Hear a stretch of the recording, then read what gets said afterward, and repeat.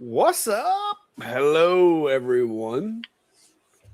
How are you today? Glad you could join us. What's up, Steve? I see you. Hey, What you doing with a sweatshirt on still? It was like 80 degrees today, man. What are you doing? we got 5 inches of snow yesterday. Oh, really? Yeah, Oh, mm. it's a So little you chilly wouldn't. out. So you don't want to see my forecast, then, do you? It seems they do better in the cool air than the hot air. Whatever. It was pretty outside today. Like I had both of the lawnmowers going. I actually took time to tidy up the cables and everything for the lawnmower chargers. Got that going. Trying to get closer to time to do the review of the Momotion. Uh, they did reach out to me wanting to know if I was going to do a video on it. And I'm like, well, yeah. When I get some grass to cut, I would be. That's the plan. But unless you just want to see it riding around, like cutting a few weeds here and there, there's not a lot of grass just yet. Send it up here. We'll have it like just dive headfirst into a snowbank. Yeah, but I mean, it's cutting like so, because we got some clover and some little flower and like little weeds and stuff that are starting to sprout up already. But as far as like grass, I've got just a little bit around behind the house on the shady side of the house, but nothing substantial on the front yet. But if it stays like this for about 3 or 4 days, we'll have plenty of grass, and then I'll be like, I'm tired of grass. So I'm hoping these robots can handle it without input from me. So we'll see. Yeah, well, that'll make things easier, I'm sure. Oh yeah. Yep. Let's see what we got. Let's see if we got anything interesting in the comments so far. So what have you been up to? Because I haven't been up to a whole lot other than just domestic stuff. Uh, let's see. What have I done this week? Mostly doing some playing with the Jinmitsu 2x2, the Prover XL 2x2. Put out a couple short videos, including one like literally 20 minutes ago. Kind of just highlighting some of the projects, but of course did a little catch-all tray the other day. This is using some of that Spaltic Magnolia that we milled up or you sent home with me. I don't remember if it was one we cut or not, but came from your place. Yeah, that's some Alabama Magnolia. That came from Rowan County Road 7. And of course that I gotta send props to Cody for that 1/2 inch bowl bit. I mean, I did not sand this. I did do a nice, just 1 thou finishing pass with about a 10% step over. And using the bowl bit. Yeah, just polish that right up so you don't really have to do any sanding. And then of course the 1/4 inch Jenny for cutting it out. Yep. And I was playing around with that and wanted to see how precise it was. So I had this just random chunk of plywood. So I cut a pocket, and that was at 100. I was just using the IDC Beast bit, running at 125 inches per minute, 1/4 inch depth of cut. Hogged that out really quick. So then I made a plug, and it is like very tight. You can't move it, and it'll get stuck in there if I get humidity in the shop. And you did that on the new 2x2 over there? Yeah, that was done on the 2x2, the Genmitsu. So good tolerances then. Yeah, inside and outside tolerance. I need to check. I'd have to mic the end mill if I wanted to like ensure that it was precisely like a 1 inch pocket or whatever. I haven't done that yet, but comparing its accuracy of an inside to an outside cut, that was pretty good. And then today, apparently, it is National Minnesota Day. Didn't know that was a thing. Me neither. And so I went through my stack of wood cutoffs and milled out a little pocketed sign. This is using the 1/8 inch Slim Jenny. So it's got a 1/4 inch shank and then the 1/8 inch end mill on it. Did that pretty well. I want to play around with the layered text next. I just need to find the right design that I want to do and then find the right material for it. But everything's cutting really well. I'm cutting it at all the machine or the end mill specs that they're suggesting. I know both Cody and Garrett are conservative with their recommended speed, so I know I can ramp it up. So I'll probably take some scrap plywood and do a little bit of stress testing to see how quickly I can get a straight clean cut and maybe some consistent pockets just to see. Because it is, I mean, that thing's really rigid. I got to check the specs on the ball screws and such. It's pretty good. It's got good holding power. It's got good, torque to those steppers, that they're closed loop steppers. So we'll see. Yeah, so you ain't got to worry about it moving when you're changing bits or anything. Like some of the other machines that I know me and you both have tried out, to where you have to be careful because if you bear down a little too much trying to unchuck that the bit, you can actually move the machine. So that's not a problem with that guy.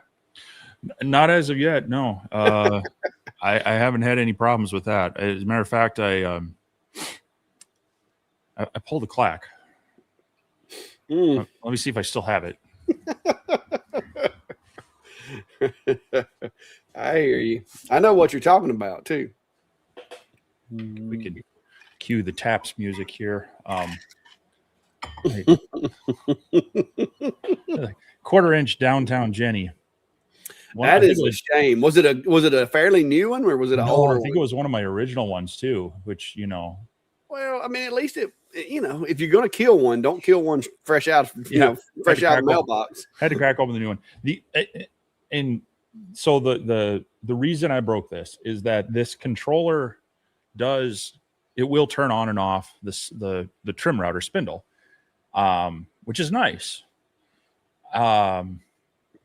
But I had the dust boot on and I had it up too high. So then I was going to lower it down. Well, the power switch for the spindle, I need to rotate that because the power switch for the spindle was right up front.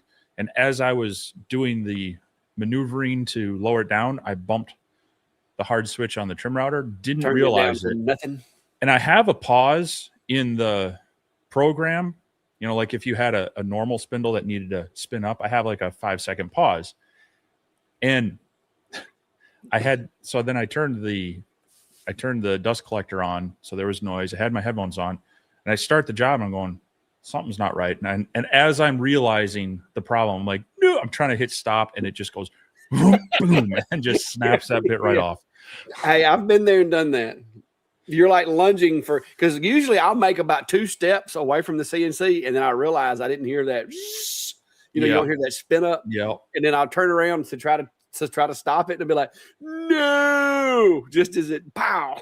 Well, and this is a reason that anytime a machine has an e-stop, it needs to be readily accessible. And so unfortunately with this one, I had it was sitting, it's on the control box and it was sitting behind my laptop. So I couldn't reach for that very quickly. I couldn't hit the trim router power switch very quickly. I couldn't hit the pause button on the laptop fast enough. So yeah. Cody got a chuckle out of it. Yeah, I've gotten now because of that especially if it's the first run of the day, like if I haven't ran the CNC all day, because my problem is with the Shapeoko, when you turn the machine on, you also have to turn on the controller for the VFD. And so a lot of times I'll forget, I'll squirrel and either leave the VFD controller on and not realize it and then inadvertently turn it off. You know what I mean? Or either I'll just forget to turn it on at all. And so I've gotten now to where I sit there and watch it until I see that spindle. And I'll have my thumb on the e-stop button. And if that spindle doesn't spin up, I'll pop it. But yeah, trust me, I've snapped. Now, usually I'm snapping the 1/8 bits, trying to go crazy with the, depth of cut and everything. Yeah. It's typically not the 1/4 inch ones, but I have popped a couple of those as well. Yep. So, well, I was due. I've been giving you enough flack about it, and it was karma. That's karma is all that is. So, yeah, Cody says thank you for the money. Well, and I realized between this and a couple others, I always like having a backup. And so I'm down to my last one of these downtown Jennies, and I only have one of the slim Jennies, which I have multiple. I have multiple of the 1/8 inch ones. That's okay. It's just in this one, I was being lazy. Didn't want to change the collet, so I just kept with the 1/4 inch and went with that. But I was like, oh, that's the only one of those I have right now. So yeah, I need to replenish the backup bits on a couple of these. Yeah, because you always, and this is for anybody that's listening, you always want to have about 2 extra bits that you can do a job with if you need to, because it never fails that, you know, something's going to happen. And if you're on a deadline and say, you know, it's a job that's due in 2 days and you snap your only bit capable of doing that and you don't have a substitute or anything like that, then it can cost you money. So even if it's a lesser expensive bit, like, I mean, just have some backup bits of some type in your shop. Yep. You know, I keep extra one of Cody's bits, but of course, when I first started out, I started using like speed tools and some of the cheap Amazon bits that you can get.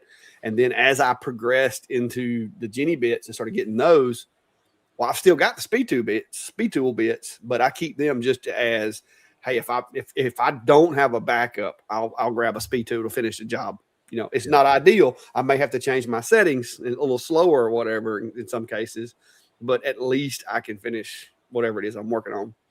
So, Yep. So you always add extras to your cart when you can. I know it's not always possible because, you know, sometimes you're on a shoestring budget, you know, but if you can throw an extra one in there, it's money in the bank. Yeah. So, yeah, I been working on that. I also threw out a quick video on the alien cell doing some design work. There was I came out here the other night and I was getting ready to work with the CNC router, and it was a little chilly out here, and for some reason I just wasn't feeling it. I was going through my pile of, you know, offcut woods and such, and looking at the bits, trying to get inspired for a project, and it wasn't hitting me. So I hopped on the alien cell, played around with a little bit of scrap wood there, and dug into the software a little bit. So thought it would be a good primer for anyone getting that laser. They could walk through that. So drop that out there. Still liking that laser too. The funny thing is I haven't hooked it up to Lightburn yet, but I opened up Lightburn for some reason, for something else, different laser or something. And the machine was like, jammed it up. Well, it didn't jam it up per se, but on the screen, it goes, all right, I'm going into Lightburn mode now. I'm like, whoa. Yeah, that's what I'm saying. You have to release it from Lightburn to get it back into their software. I was doing that the other day. I was working on some stove covers and had Lightburn open. And I was like, why is my machine not connected to Alien Cell? And then I got up and walked over there to look at it, and it said on the console, it showed the Lightburn logo. And I'm like, well, that explains it. But yeah, you have to watch for that, because if you have a USB cable connected to it, Lightburn will connect to it. But I have learned that if you're not going to be using Lightburn and you know it, just pull the USB loose, and you ain't got to worry about Lightburn, you know, snagging the machine like that. Because it works great off of Wi-Fi. So it's probably what I should do. But and I saw someone earlier asked a question about the alien cell. They were wondering if there was a good alternative to the black filters in that fan unit. Where did that go? And so there's little black filters that go in line in between the machine and the fans, and they do get plugged up with material. I'd have to look at the mesh. I mean, I know you can buy basically that filter material and you could cut some out, and then you could have a spare. You wash one while that's drying, you got the other ones in there or something. So I'll have to kind of take a look and see if there's like because you don't want it to be too dense. That'll restrict the airflow, but you want it to be there to kind of catch the big particulate. You would think they would like maybe look going forward. Maybe they'd ship like 2 of them with it or something. Yeah, that would be ideal. But I mean, you know, it's similar to like, I think it's the same stuff they use in the air conditioning. Well, air conditioners, I think like aquarium pumps do too. It's not like a necessarily a super dense foam. So I'm sure you can buy material. It's just making sure it's kind of got the right density to it. So, and then you can buy sheets of that, like I think you can even get it at like Home Depot and pet stores. And yeah, I mean, that's basically the same thing. There you go. No, this is it. That's one out of. Okay, I was gonna say, wow, that looks just like it. So yeah, it's a little thick, but yeah. So it shouldn't be too hard to find that material, and then you'd have to figure out the best way to cut it. Now I will tell you what I've been doing that works pretty good for me is I'll take them out and take this outside, take my air hose and reverse, like blow from the outside to inside, outdoors with just air, and it'll knock a lot of that out of there, so you don't have to wash it as much.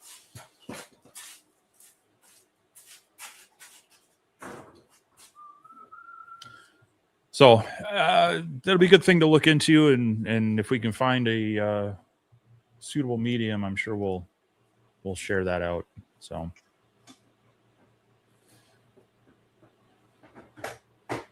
where'd you run off to? I went to put it back in. Oh, you know, my OCD doesn't allow me to take things apart and not put them back together. I think you left the shop. No, I had to go over there. Now, I will say some things have been changed around here. So, woo. Yeah, I'm going to give it another try. You get the mini X-Tool CO2. Yeah, well, I put it back up here. I got the OhmTech and moved it, and I got the P2 back up here. And X-Tool saying that the RA3 will work with this thing. And, you know, I really do like the RA3. And apparently they have some spacers and like that. They have an accessory kit for the P2 that goes with the RA3 that's supposed to make things better. And so I'm going to try that here shortly and see how it does. I liked the OhmTech, but I got to where I was like, you know, the RA3 is really, really nice. If I can come up with a way of overcoming my dislike of the way this machine does tumblers as far as the focusing and stuff, I think it'll do a good job. So we're going to play with it and see. Cool. But I took it and cleaned the mirrors. I probably need to get a set of mirrors for it, to be honest with you. Those are got little specks on them, but I've still got good dot size. It's still doing a good job. So like here's one of my last little there's one of my last little engraves I did, like just a little stock image right there. It's really, really fine detail. So I don't think the mirrors are messed up too bad. Or I'd have a lot bigger dot, I believe. It's still got plenty of power, so I just hadn't ran it in a while.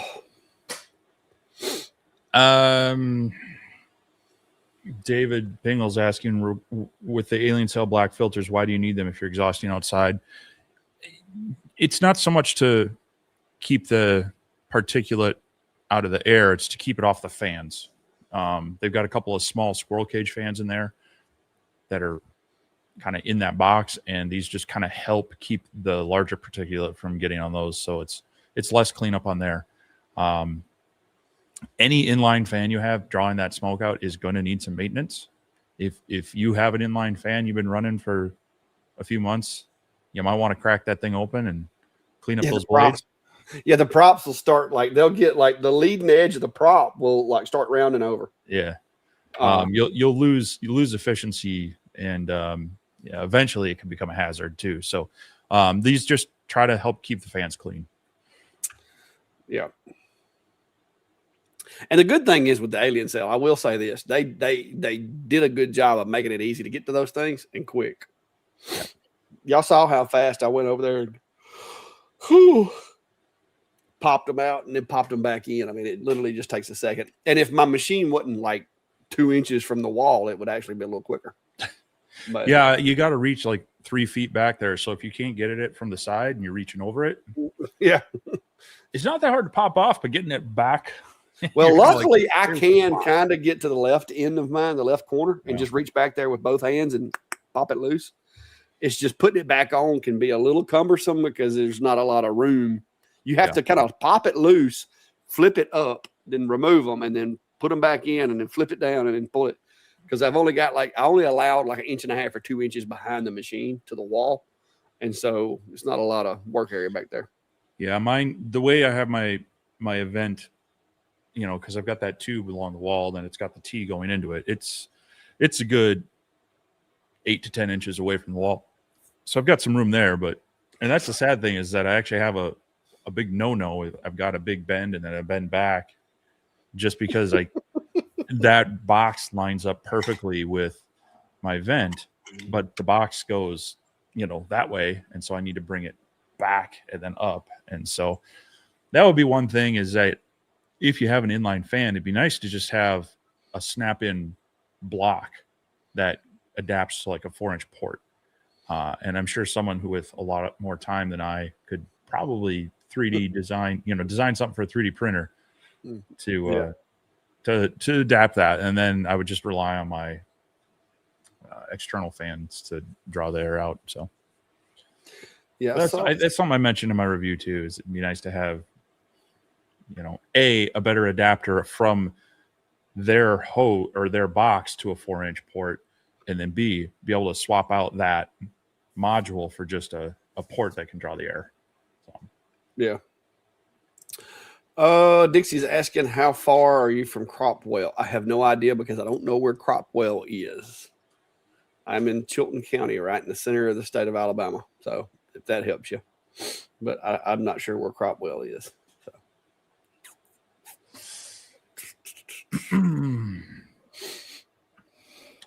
Whew. Mercy.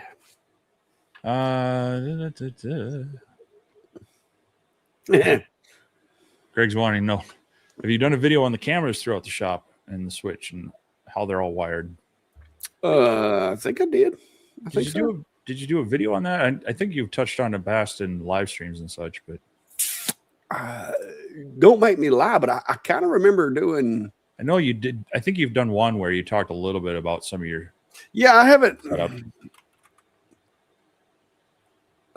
New streaming setup got an upgrade. I've got some videos that kind of touches on it. Looks like. Let me see what the description. What's in the description? Yeah, I mean, I don't know exactly what all I covered in this one. I guess I could do another one Monday, but Tim Arthur says there's a video because he's watched it. You just gotta find it. Yeah, I think this is going to be a lot of it. I don't know if that's all of it. But yeah. February the 1st, 2026. Okay, that's the new computer. So yeah, that one from that I put in the thing, I think that's going to be the closest I got right now as far as what all I've got set up. But yeah, I got a few cameras. I got the one right here. It's over the top of my table. That's where I put everything together. I got the other one that's inside Enclosure Zilla over there. And then this is kind of my B-roll camera that I use when I'm doing videos. So I can, this one's like, I can move it and turn it and all that. And then of course I even have the, the security channel over here. So this is all of my perimeter as well that I can use. I use that when I'm here working in the shop typically. So yeah, it's wired up pretty good. I got a pretty good little setup. But that camera that like I showed you the P2 with is that little Logitech that's right there, and it just like it's on like a little stand. So like I can literally just take it and like I can set it right there. So if I wanted to show y'all guys what was going on that table, I can just click on that camera and like so if I'm recording, B-roll or something like that. But yeah, it's pretty neat. We'll have to do another one on it one day. But I will tell you this: you have to invest in these, and these aren't cheap. I just bought this one because I needed another one. This is a 20-foot USB 3 extension. Those and powered USB hubs. Yeah. I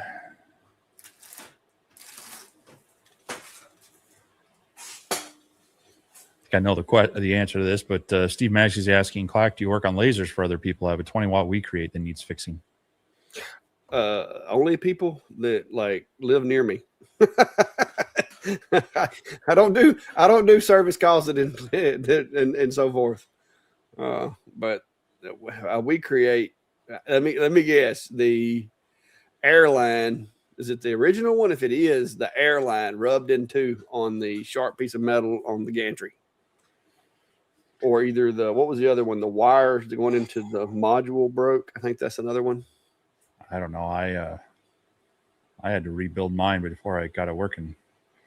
Yeah, I had a lot of loose screws and cables that needed addressing and such. But see, I didn't have those kind of troubles, but I did see some issues coming that I don't think they ever addressed. Yeah.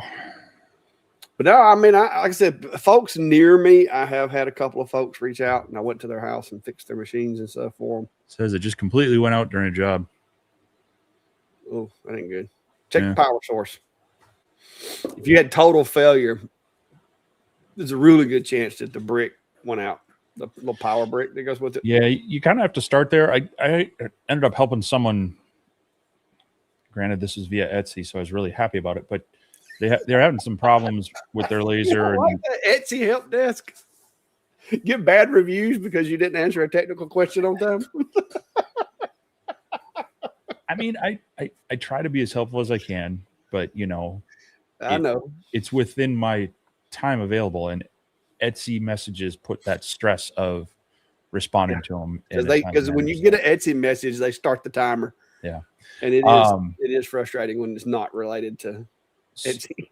So on this one, it was a power issue. They were able to test the power brick, but then I was having them trace the power and see what was faulty, and it actually turned out that the a lot of lasers that have that key lock on it, the wires had broken off that. So luckily someone they knew could do some soldering, and it sounds like they were gonna get it fixed. So but yeah, it's tracing power issues. If you're not comfortable with electronics and a voltmeter, it's really tough to help that out, because you really got to dig in there and be comfortable probing for power and checking things. So Alex has a question. Says, I'm interested in making my own multi-layered wall art for lasers. Is there any guides or tutorials you could recommend? You did the little Sasquatch thing the other day, didn't you? That was a bear. Yeah, it was a bear, wasn't it? Yeah. Yeah. So I've done a couple in the past where you kind of build up your own design. And even the Sasquatch one was kind of like a 2-layer one, So there are probably some videos out there. You can buy some art if you're just looking at like the best methods for actually assembling it. But if you're wanting to create your own, really it's, whether you're going to draw your own graphics or you pull in multiple graphics, you need to start with your frame first. You get that and you lock that in, and you keep copying that over and welding parts together to that frame in the layers you want them. And then, you pick out either paint material or different species woods, or however you want to do it. The other trick to it is aligning them. Some people will put alignment pegs hidden inside the middle sections. Other people might, if you're doing multiples, might make an alignment jig. It's just nice in your design if you can give yourself like a flat reference area, so that at least if you can get one plane aligned by just bumping it up against a wall or even setting it on your table, then it makes getting it all aligned a little bit easier. You can use, and as far as sticking them together, you can use, I brought it up in a video I did. It was a beehive picture frame where it was that 3M adhesive, that thin adhesive layer. You apply it to the material, you cut stuff out, and then it's precisely cut. You peel it, you stick it, you're done. Now, make sure you stick it straight, because it doesn't come apart very easily. It's more expense, it's more time, and I will say that stuff, when you laser through it, I feel like you're getting more residue because you're going through this kind of rubbery adhesive. There's a plastic in the middle too. Yeah. So you've got that, or you want to get yourself a clear drying glue.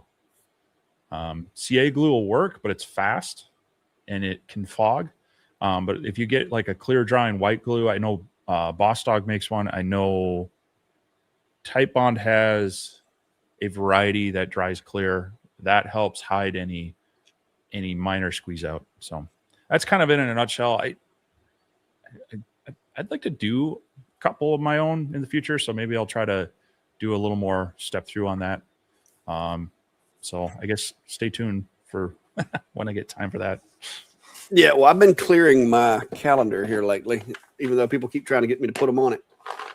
So hopefully I'll be able to do some stuff like that pretty soon.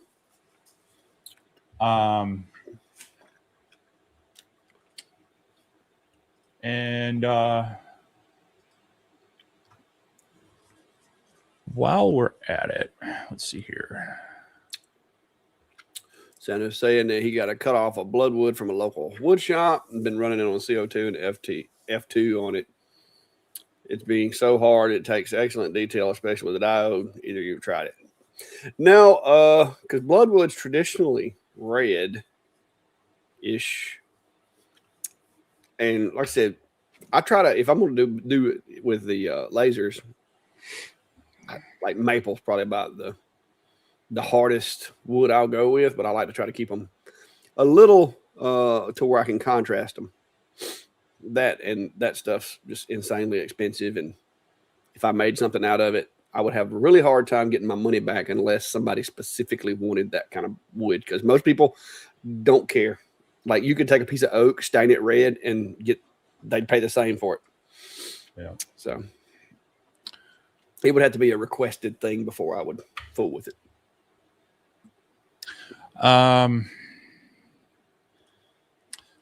Jared says he's receiving the Eufy Ink Monday. Congratulations. Glad you'll be able to use that. Found some Lego silicone mats I was thinking of using to protect the bed. Not a bad idea.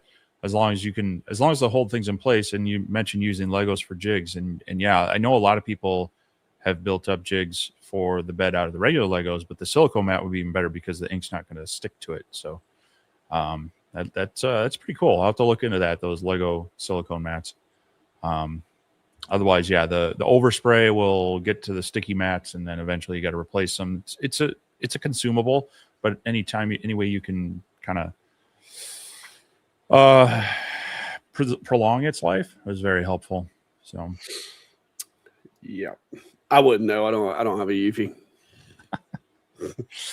Well, so Xtool's been leaking out a few extra updates on their UV printer. I probably won't get that either. So, so I was thinking about maybe doing a video on that, because what we saw at CES was very, very high level and very rushed, and I felt, and you couldn't really peek under the hood, right? Well, and I mean, we've told people this before. I don't like just doing sales pitch videos, and as I was kind of going through that footage, I was just kind of like, this is just a sales pitch. I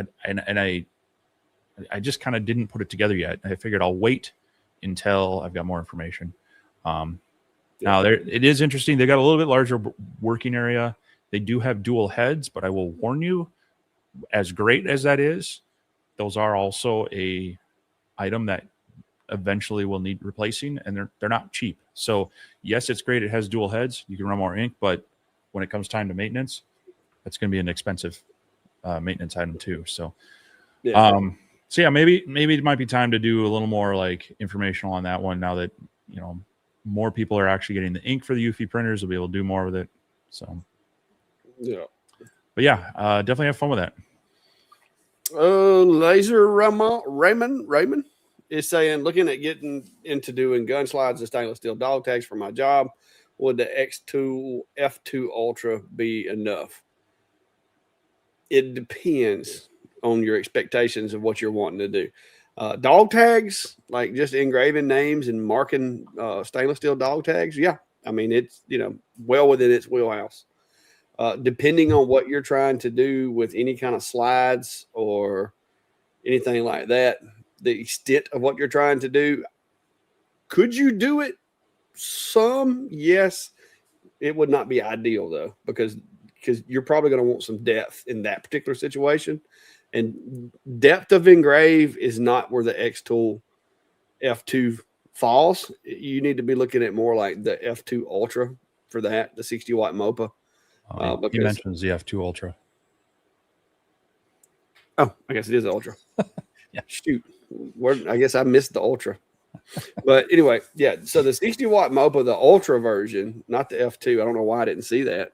Wow.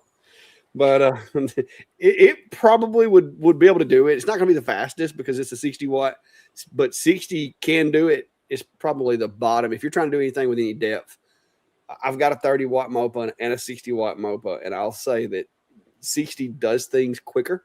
I mean, you can still do some of the same things. It's just a lot quicker with a 60 as opposed to like the 30. So, but now that I see that's the Ultra, yeah, you could do those things. But I will tell you, that's a hard oops if you mess up and it's something like that. So just be prepared because Murphy's Law. If it can happen, it will happen, and when it happens, it'll make your stomach hurt. Been there, done that. Got the T-shirt. I only have the 20-watt one, so you know. I was going to say, here goes Steve. I don't got a Mopa. I don't have the Ultra, so I mean, I can't say I don't. As far as the F2 Ultra, I don't have it yet. I had the F1 Ultra, which was pretty good, but it was a 20-watt, just standard fiber. I do have a 60-watt Mopa right there, and I got a 30-watt just back there behind the 60-watt on the other side. But yeah, Steve gets mad because he gets a little salty because he doesn't have a Mopa. Yeah, Monk, people,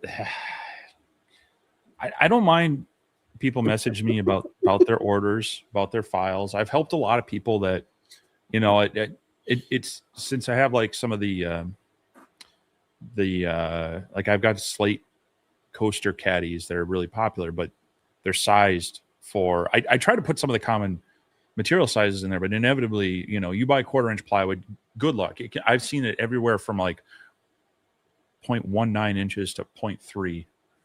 You know, It's never exactly a 1/4 inch, almost never. And so in some cases, I've just, on a couple of designs, it's easier for me to just redesign it for them.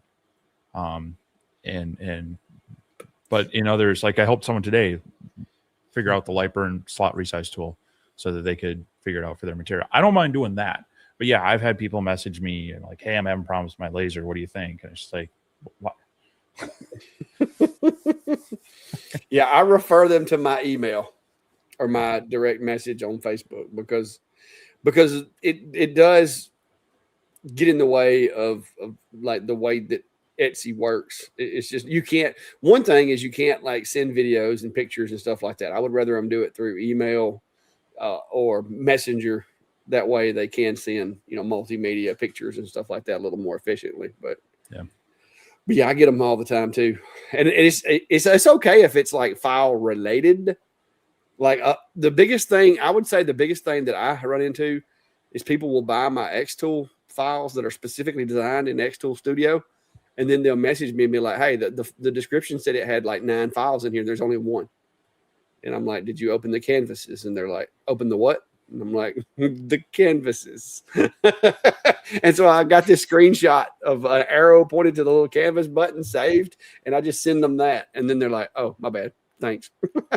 Because everybody overlooks that because they've never used it. And so when they purchase my file and it's like 1 file with 9 canvases, they're like, hey, I got duped out of 8 files. But they're there. They don't see them because they don't hit the canvas button. Yeah. So, but yeah. We got Blake, Great Lakes Laser Supply, and we've been talking about events coming up. We've been talking about the one later in the year, the Next Level, but he's got the Michigan Makers Summit that's coming up here in just a couple weeks, and I'll drop a link for it out there for people if you want to check it out. If there wasn't this big lake in the way and it wouldn't extend my drive twice as long, I'd see about running over, but that's like the tail end of spring break, and I've got a couple other things going on at work, so I can't skip out. But yeah, definitely check it out. They've got looks like some cool sessions, some vendors and such there. If you're in the area or want to travel to Michigan, check it out.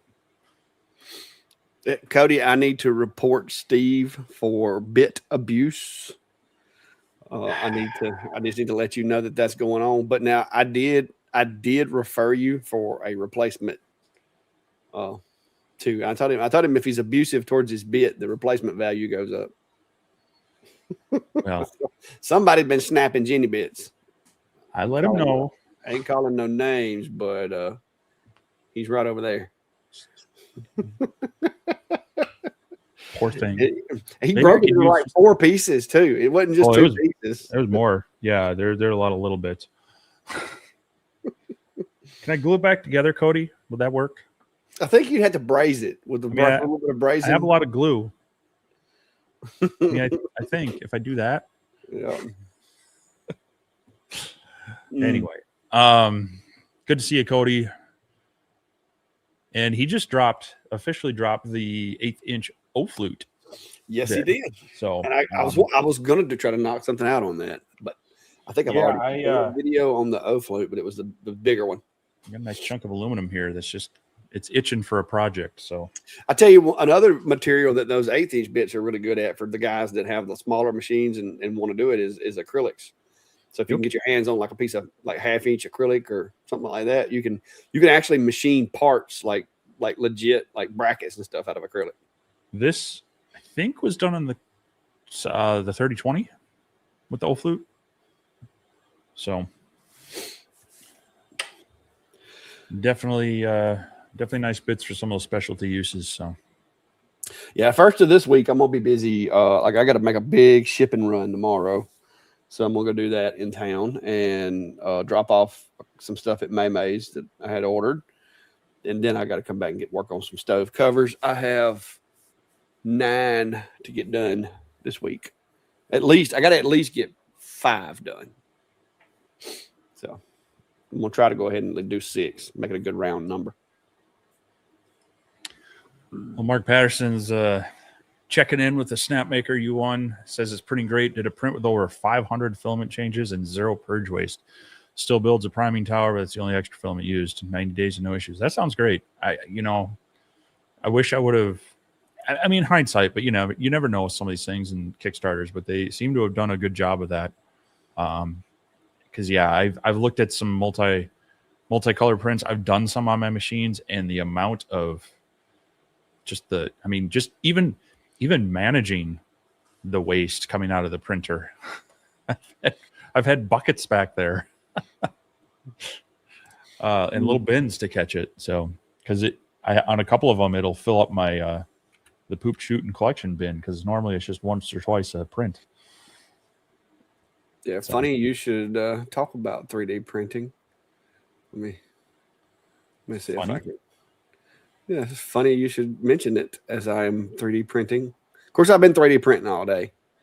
I got into a patch of, you can't really see it all that well right now, but yeah, there it is. It's printing the Bigfoot.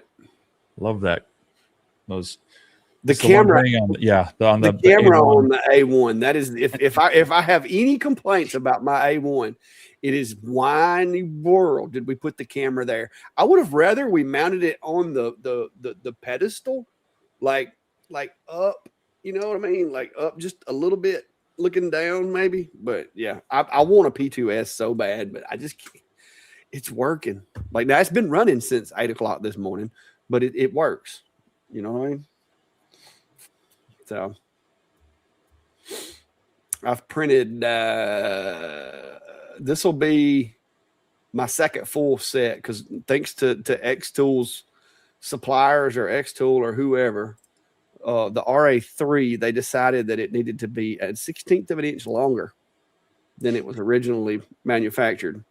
And so now with every Bigfoot that I make, I have to have the second piece that snaps into it. I'm having to do 2 pieces. I do the original one that I did based off of the RA3 that I have. And then I've got what I'm calling my XL, which is extra long by 1/16 of an inch for this last batch of RA3s that they sent out. So I'm having to print that one piece twice, basically. One's a 1/16 inch longer than the other to make sure I don't have to go back and send them the XL part later because it costs me extra shipping that I don't get reimbursed for when I have to send that, 16th inch extended piece. So people are now getting, not only are they getting the standard Bigfoot, but you're getting the XL part that goes around the RA3 also, just in case. Because it's like print it, throw it in the envelope with it. That way I don't have to worry, or either ship it again with the extended. The extra filament is cheap and times cheaper than. Yeah, because see those I can print those. So yeah, I can put those in there if I nest those correctly because it's just like a big U. I can print two. I think two of them takes like an hour and 25 minutes to print two, and so I'll do like 2 XLs and 2 standards, and then I'll do. Because it takes a little over 2 hours to do the actual Bigfoot because of the infield and everything that I'm using on it. But yeah, I've been running those today.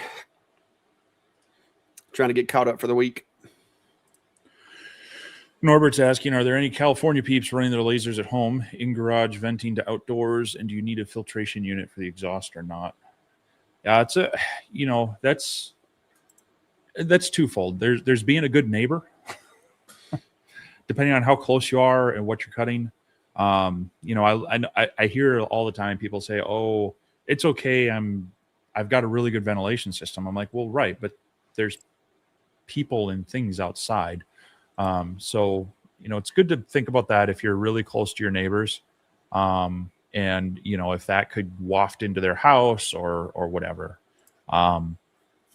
But there are some municipalities that could have, some laws, nuisance laws around that. And if it's too constant, you could run the risk of them saying you're trying to be an industrial shop in a residential area. So it's definitely good to look at, your volume of stuff you're doing, what's allowed under maybe a hobby business versus something else.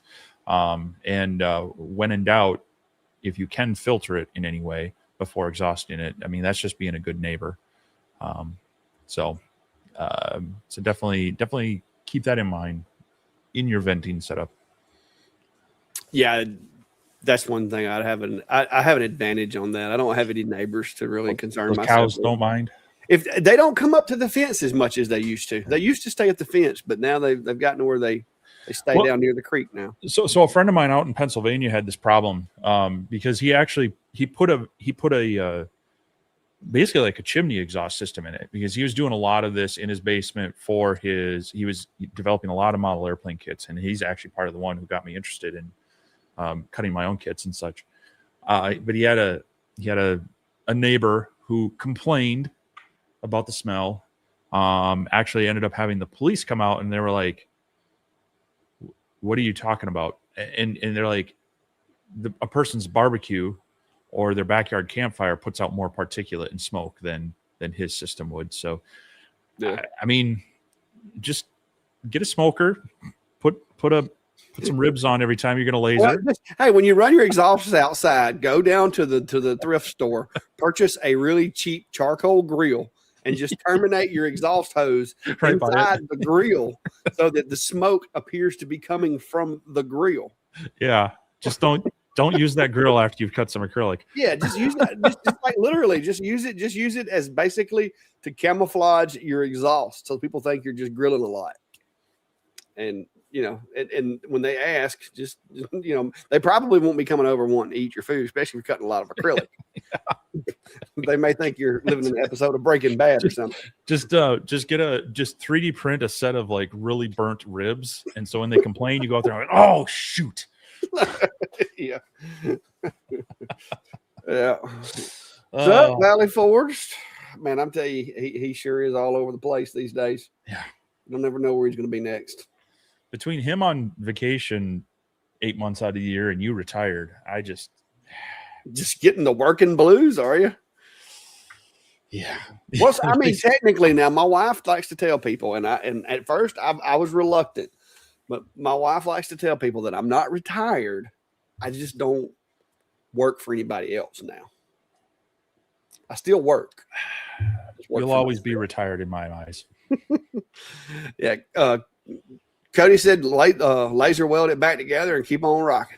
It might not be as sharp as it was though. I'm missing some parts. It's gonna need some Bondo. Yeah, maybe I can 3D print the chunk that's missing. And yeah. What's Use a up, little Ryan? element. How are you, sir? Mr. Ryan Ballard in the house. The man, the myth, the legend. Oh, Oh, that's another thing that happened to me this week. what's that? Dang drug dealers got to me. Okay. Do I need to load up and come up there and we need to handle some business or what? I was minding, maybe, because I was minding my own business. Speaking of smokers, the local Fleet Farm used to be Mills Fleet Farm, but now someone bought them out, so I feel bad. But the local Fleet Farm usually has the smoking pellets that I need, and so I was running over there to grab some of that and a few other things. That's the store that's better than Tractor Supply. So when you come up here, I'm gonna make you visit that, so then you'll feel inadequate whenever you go to Tractor Supply. Hey, if it's I'm good with visiting places like that. That between that Menards, which is right across the street, you're going to be very jealous. Anyway, but go to the checkout, pay for my stuff, and as I'm trying to get out the door, there's those little drug dealers there. And they're like, "Hey, you want to buy some cookies?" Oh, those kind, yeah. And anytime, and here's my thing: if whether it's the Boy Scouts, Girl Scouts, if it's the kid doing the sales pitch, and they're like, not like, yeah, so you want to buy some stuff, when they're like doing their thing, learning entrepreneurship and such. Okay, fine, yep, I'm gonna buy some cookies. So, hey, I mean, I was there. I can't say nothing. I came home the other day. I don't even eat sweets really. Like I think I ate like one bite of a brownie that my daughter ate the other day. Going for you? Well, I'm talking about like candies and food. I ain't talking about my tea. One cup of that is like a bag of candy. Well, it's not. It's like take a cup of water and put in like a pound of sugar. No, I put 3/4 of a cup of sugar in my sweet tea. I am not your traditional 2 cups to the gallon Southerner. I'm at 3/4 of a cup, 3 little quarter cup scoops. That's still about a cup too much in a gallon of tea. So I can't. I go places where they do the whole 2 full cups, and it's like, oh, it's like drinking maple syrup. Nope. Anyway, so yeah, had to give over. When they got smart too, because you can't use the oh, sorry, I don't have cash on me. They're like, well, we take Venmo.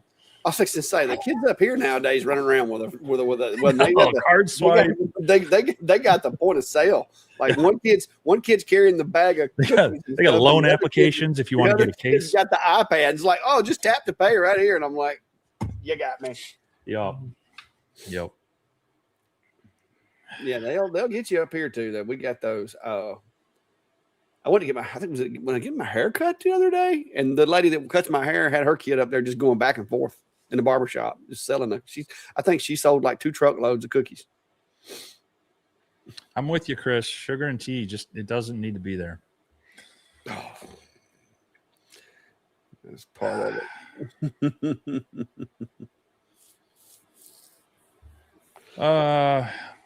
Let's see here. J.R. O'Grady. If engraving a wonky wood that you like the wonkiness part and don't want to surface it, do you think if I zero the Z and do each letter separate and 0 for each letter, just a straight bit would work? Okay. If you've got a board that's not perfectly flat, what I would do if you want to get through cuts, but you don't want to be damaging things, change your 0 to the surface of your spoil board. 0 off that when you do your file setup. That way, if you set it up for a 1/4 inch material and it's just a little high or a little low, it's not going to affect the bit too much. And it'll still cut through all that, but it'll 0 out at the surface rather than at the top, and either not cut through enough on one spot or too deep in the other. So if you've got wood that you want to cut through, I've done this on like the whiskey barrels because they're never flat. So you zero off the spoil board surface instead of the material surface, and then it'll calculate from there. But then you need to make sure you get a rough estimate of the thickness in there as well for your material. But then you should be fine. Then you wouldn't have to do each one separate. You can just set up the whole job and roll with it. Yeah, you would just have to make sure that your depth on your text was deep enough to overcome those inconsistencies. If your text runs all the way across. Well, if you're doing through cuts. Was he saying through cuts? I thought he said letters. It says engraving a wonky wood. Yeah, I mean, if you're doing through cuts, it won't matter because you're going to do the whole depth. Otherwise, yeah, you want to set it deep enough so that it's going to hit into it. So then you might want to kind of find your low spot and then measure that. Yeah, make sure you got enough depth to be below it. Because if not, you're going to have like one of your letters will be missing because there was no material to remove. Yeah, and then definitely use a straight bit because if you use a V bit, it's going to come out a little wonky. So, yeah. Mark Tucson saying, when trying to do precise laser cuts, have you found that kerf is material dependent? Yeah, it can be. Thickness can change it, and also density can change it. Probably not a whole lot, but if you're trying to do like a very tight interlocking piece, you're going to want to probably get, like, if you have a really vast difference in densities, you'll probably want to do a kerf test on each one, because that more dense material, it's going to take a little more power to cut through. It might have a tendency to burn out just a little bit more as it cuts through it, a little less efficient. So it can be, it shouldn't be too wildly varied though. But definitely if you're trying to go for like interlocking puzzle piece, it's not going to fly off. It's just friction fit. Then yeah, it definitely want to dial that in. No. Chris said instead of printing Excel, just include a piece of sandpaper. I don't like that. There was a couple people that messaged me and said, "Hey, I printed mine and it was a little tight." And at first I thought maybe it was a discrepancy with the printers, and then I had somebody else. Like after like the third person messaged me and was like, "Mine was too short." I'm like, something's going on. And what I found was that every other dimension of it was exactly where it needed to be. Is the length of the piece of extrusion that they put on the bottom of the RA3. There's a 1/16 of an inch variation between some of them. Some of them are like literally a 1/16 inch longer than the others. And so, like I said, it's a small little piece of material. It doesn't take a whole lot to print it. And so I've just started printing extras just to have them. And like you can see right here, this is all it is. And the way that they're shaped, I can print 2 of them on the bed fairly easy. And so I've actually put the letter on the piece because you can't put them. You can put them side by side. It's hard to tell which one's a 1/16 longer than the other one. So I've printed the XL. So if you do order it and you get the kit and it's got 2 of these, typically the standard one's going to work. But so far I've documented 4 cases of them needing the XL version. And the bad thing is 2 of them were not people that were printing them. So I'm having to ship them the second piece, no charge, of course. So it's kind of digging into my profits. And my profit margins aren't all that high by the time you figure the time and effort, but I'm getting it done. And like I said, I've created myself, I took some recycled cardboard because me and Steve are always talking about how we hate throwing away cardboard.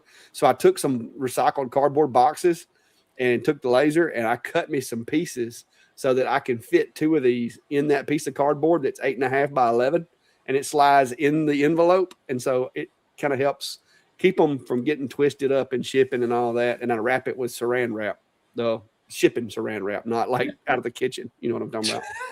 He's got the colored stuff. Yeah, no, I'm using the stuff you get from the shipping department where you can, because it just keeps everything together so it doesn't get twisted and broke. You can buy those at Harbor Freight, by the way. What's that? Those little, just I think it's the 6-inch. Looks like a lit roller. Yeah, I bought them. If you're ever in a pinch and you got a local Harbor Freight, they've got them. You got to look around for it. But I think I got the 2 that I got. I think I actually got them at Walmart. I'll go to Harbor Freight before I go to Walmart. I won't Our have my local Walmart. Here's the thing: when I'm on the road, I will hit up a Walmart, no problem. Our local Walmart, I can't. Like, I swear, people of Walmart with me here literally made the national news because someone drove their car into, like, all the way through our I thought it was Walmart. a drive-through, man. Yeah. No, I avoid our local Walmart. So Well, my I'll problem order is things on Walmart and have it delivered. like my problem is there is not a Walmart's all we got for shipping supplies, mostly in Clanton. So like tomorrow when I go to drop off all this stuff and go by the post office and everything, I'm going to pass by the Walmart. If in order for me to go to like Harbor Freight, it's down there where my Lowe's is, which is about a 30-minute ride. So for now, I've got plenty of supplies. So hey, your Lowe's is closer than my Lowe's, so you got that. Yeah. Mine's like 45, 50 minutes away. Well, now it's like 5 minutes from my model airplane field, so there's that. But I'm hoping one of these days, we can get us a Lowe's or a Home Depot or something. I prefer a Lowe's at this point. I used to use Home Depot, but they got to where it was really challenging for me to find wood that was not. I was at Home Depot 2 days ago, and I hate this when stores do it. They're like, "Hey, we're bored. Let's move things around. Let's change the aisles." And I'm like, couldn't find half the things I was looking for. Yeah. You know. David Pingle's asking, I'm experimenting with AI to generate graphics. I gave up on ChatGPT. What are other ones out there? The thing is, some of them are built on, like, you can use Copilot for Microsoft, but they use the ChatGPT engine, so it doesn't matter. The Grok is a little bit different through X, if you like Mr. Elon. I don't know. The Perplexity, I think, is another decent one, but there are some specific graphics ones. I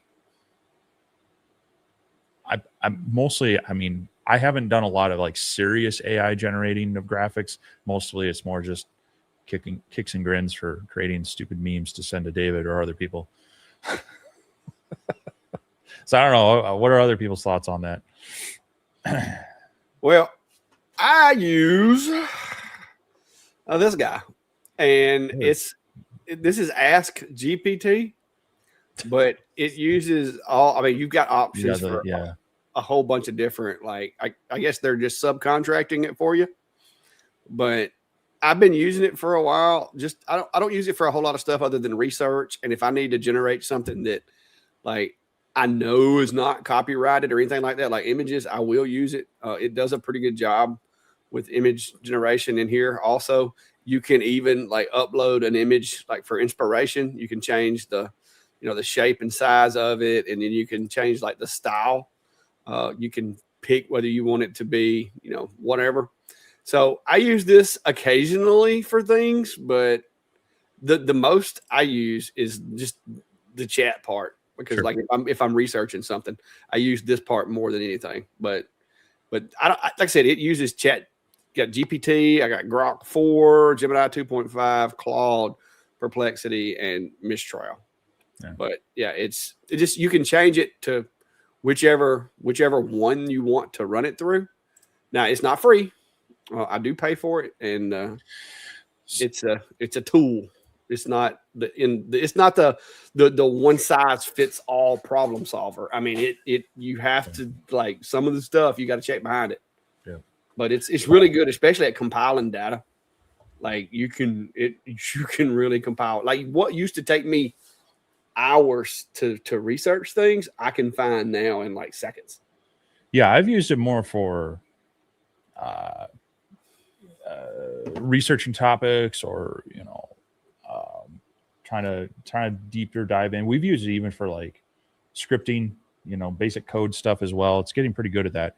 But the image generation stuff for me is always just kind of hit or miss. I will say though, I do now have access to Gemini, the latest one, because I pay for Google's cloud storage, and they decided to roll some of that access into my subscription for that. So I'll have to play around with that to see if it's any better or worse than others. But yeah, it's definitely a useful tool in a lot of ways, but the image generation thing is a little hit or miss. Like I've even told it to like scale it to a certain resolution. I've tried it in pixels, I've tried it in aspect ratio, I've tried it in inches, and some of them will do it. Some will be like, I don't know why. Here's a nice square image. I'm like, no, I want it 16 by 9. Yeah. But so it's and then they can be basing their artwork on copyrighted material, so you got to be careful. Just because it generated it doesn't mean it didn't generate a copyrighted image. So yeah, it's like I said, it's a tool, but you still have to you still have to put a little bit of effort into it. The data, like I said, the data collection, like a lot of times, if I've got somebody will send me something and be like, hey, can you make can you create a design like this? Then I'll go in there and upload that as like an inspiration and have it make it. Matter of fact, I don't know if I've still got it. I had one the other day. They wanted an image and they sent me a picture of it.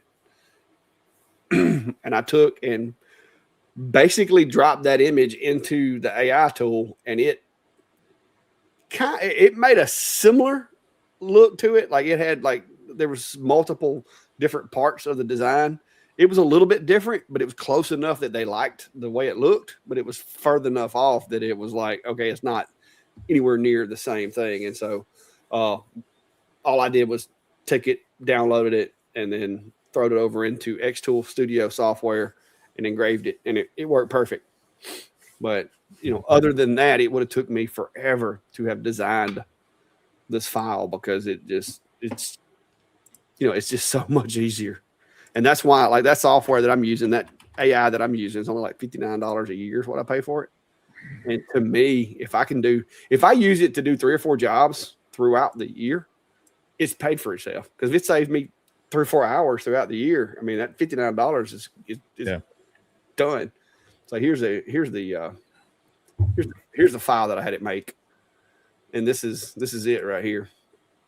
It's just like a bass, like with, I don't know how this whole like sunrise through the water thing or whatever, but that's what they wanted. Like that's legit what they wanted.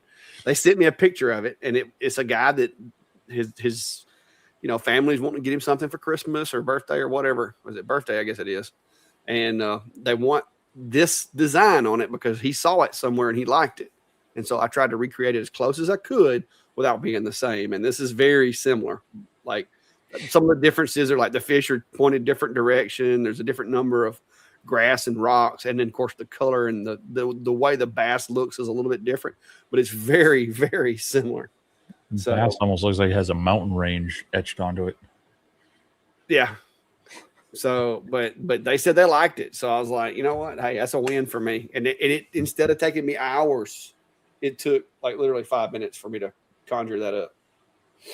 Yep. Cody says all he drinks is iced tea. I feel like Uncle C from Uncle Si. You got to start watching some Duck Dynasty. Hey, it's Spanish. Uncle C. What the Duck Dynasty. Yeah, I can say so. I had to make sure he wasn't going to drug me with something or put me into diabetic coma. But yeah, he it's one of his hobbies is trying to find the perfect tea mixture. And so when I was down there at his shop, he poured me a cup of his concoction, and it was pretty good. It wasn't too sweet like other places. He was probably trying to give you some green tea to knock out whatever it was you brought, like a virus you brought him. Hey, that was well before we knew I was, patient zero. Yeah. Well, it was a couple hours, I guess.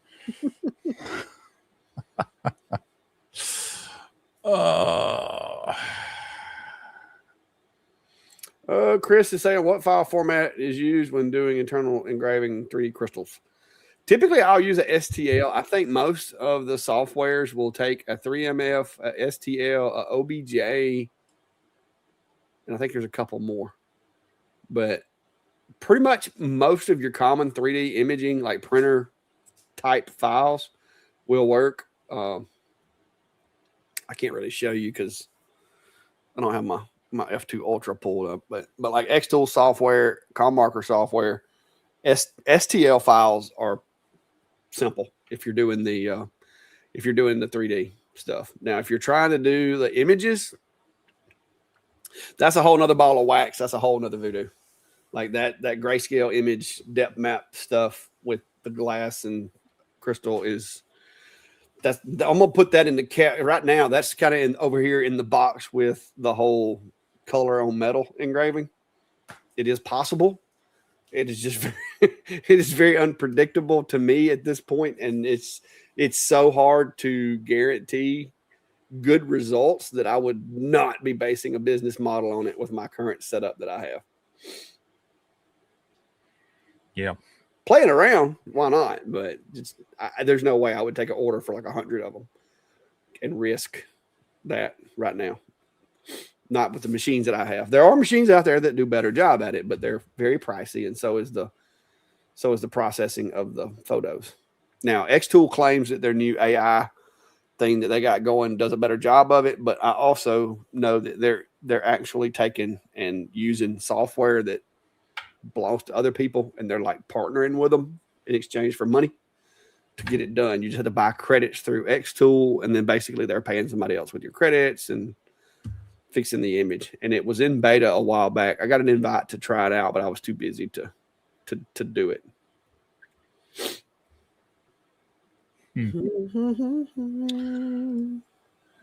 Johnny77 Mutt's asking, what do you guys think of Inkscape for free vector design software? It's good. I haven't used it in a while because I do have my Adobe subscription if I want to use Illustrator, but it's definitely a very good open source, free graphics manipulation vector software. So,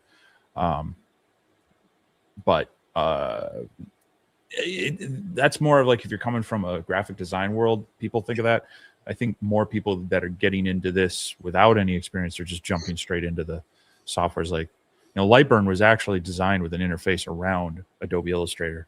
And so a lot of the tools are based off of things you would find in there and or Inkscape. So a lot of people will just kind of gravitate to that if they don't, if they're not familiar with, the graphic design software out there. But yeah, and like a lot of the Adobe products too now have the AI tools built in them as well.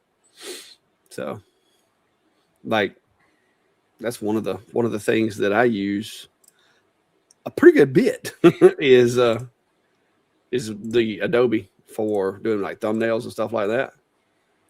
And so, like, when you're creating something, you can just tell it what size you want it, and if you want to like upload a photo, like I can go over here to upload, search files, or whatever the case may be, but you can hit add media, and you can even tell it to generate. And like I can tell it to a cat wearing an orange t-shirt, and it'll actually create it.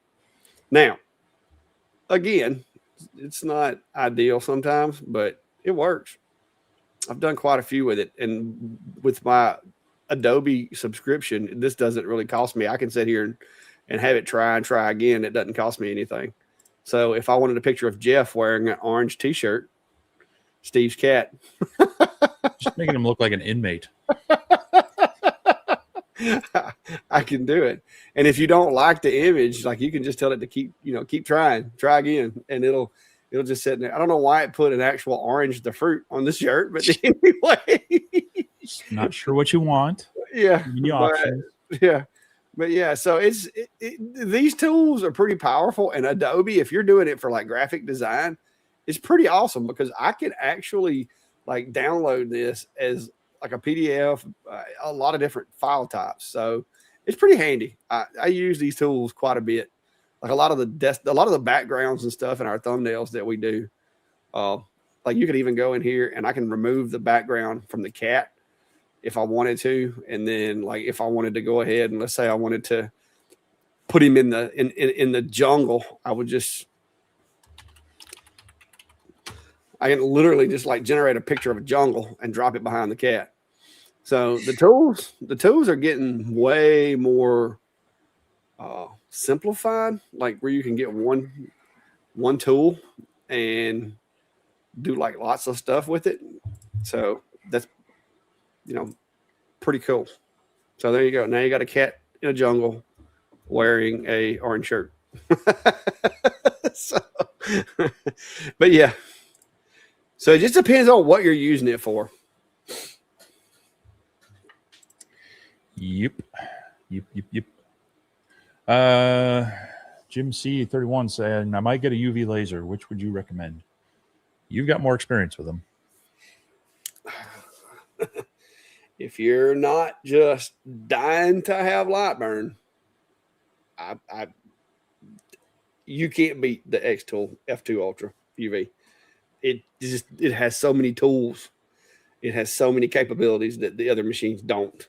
I've got, like I said, I haven't. Now, my Omni one for flat engraving, like text, like business cards and stuff like that, it does great. But if you're going to do rounded, contoured things, if you're going to do the crystals, if you're going to do anything other than flat materials, the com markers don't have the same tools as the X Tool. I like the com markers. The Omni, my Omni X kind of got bricked, so I'm not real happy about that. But my Omni one works great. But it's just X Tools tools that they have, like the curved surface. They make things so easy in the software that it's a lot less headache. Now, yes, you pay a little extra for that, but it is so nice. And if you look at all the tools that they provide that the other machines don't provide, I don't know that it's really that much more expensive. Like, I mean, how much is it worth to you to be able to engrave like something kind of round without having to use a rotary? Or how valuable is it to be able to engrave like a bowl that is like concave without, having to readjust your focus every layer? I mean, it's pretty neat, the tools they put in there. Yeah. If you're wanting to do the crystals, or the 3D engrave or the curved stuff, it seems that X Tools is pretty good, but there are some other options out there. If you're just looking for more flat-based stuff, the Com Marker Omni One is pretty good. I don't have any experience with it, but the Sculpt Fun I think is one of the less expensive ones out there, and that's of course then I think that's got the powered Z with the addressable, so it might be able to do the crystals as well. So it'd be probably the cheapest one. I can't speak to how well it does anything. I'd love to play around with it and be able to compare it to the Omni One, but Creality's supposed to be launching theirs. You've got X Lasers got theirs, right? Yeah, X Laser Lab has theirs. We kind of saw the prototypes at CES. That one's smaller, a little more compact. I think it was quieter while it was running than the Omni One anyway. Yeah. So if you're in the market and you have a project you want to buy one now, there's some options out there. If you're thinking about getting one but not sure, I'd maybe wait a few months, see how some of these others get out there. Maybe the competition will help drive the price down a little bit too. Because I think as you see some of these others launch and maybe X Tool gets out a 10 or 12 watt as well. But yeah, I think right now the ones I've seen, like you say, unless you're tied to light burn, it seems like the X Tool one is probably the most versatile and easy to use. Yeah, and it's got a framing laser, whereas neither one of my com markers do. Yeah, and that's a big annoyance. It don't seem like a big deal until you start doing stuff with it. And on some jobs it doesn't matter, but on other jobs it's very important to have a framing laser.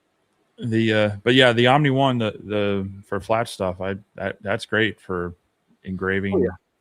I did a batch of key fobs for work on there, and yeah, the Omni One's awesome, but it's very limited. Like you can do rotary and you can do flat, but that's pretty much it. Yeah.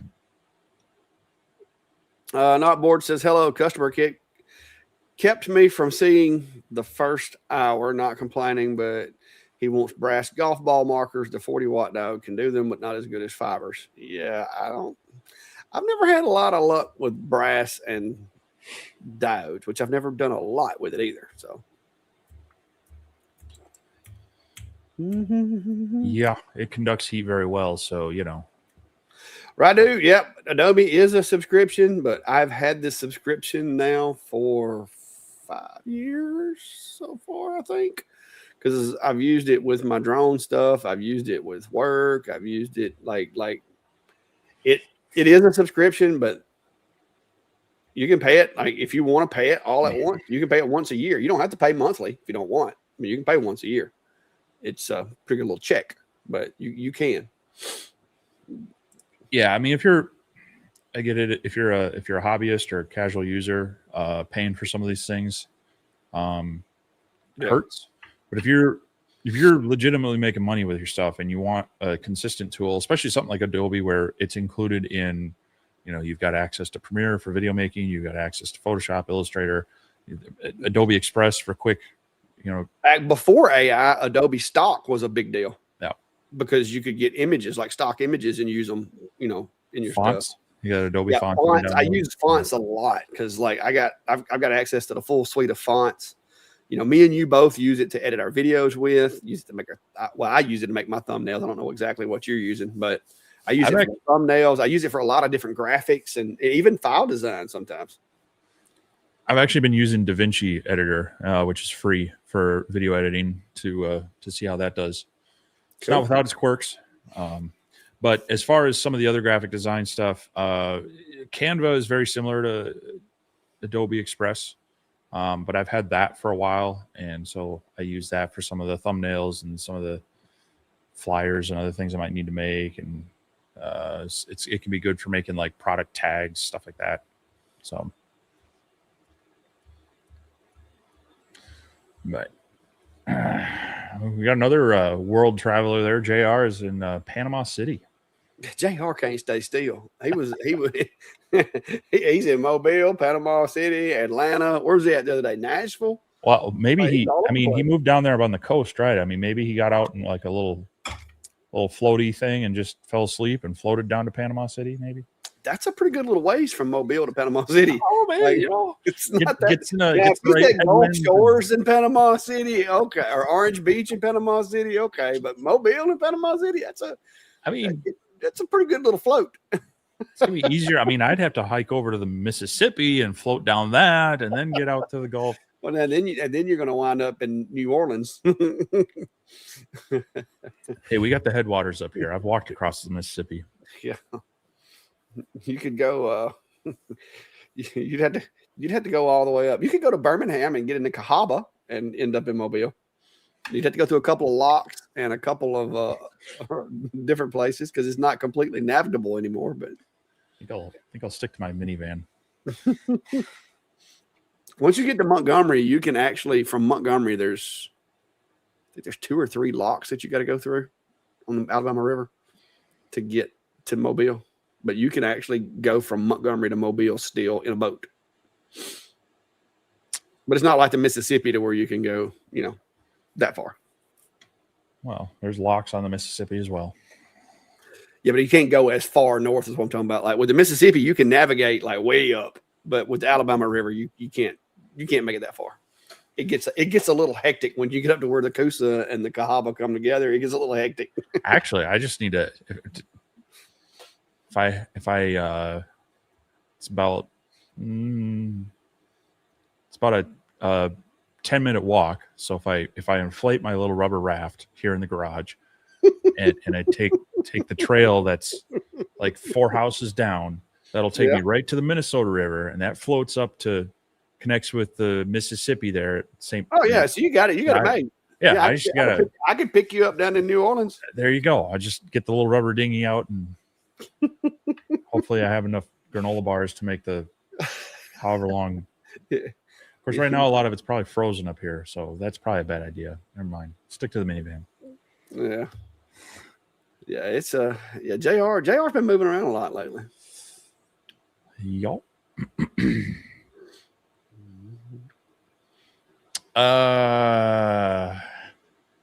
Kevin said he was using his F1 Ultra yesterday when framing sounded like something was loose and the camera framing seems off. Says he'll be up my way the week of the 9th. Feel free to not allow any buzz. I'll warn you, March is our snowy season, especially around basketball tournaments here mid-month.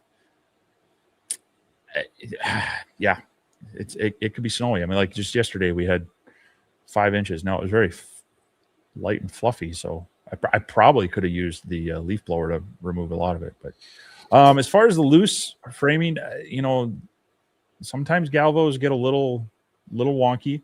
Sometimes they need to warm up.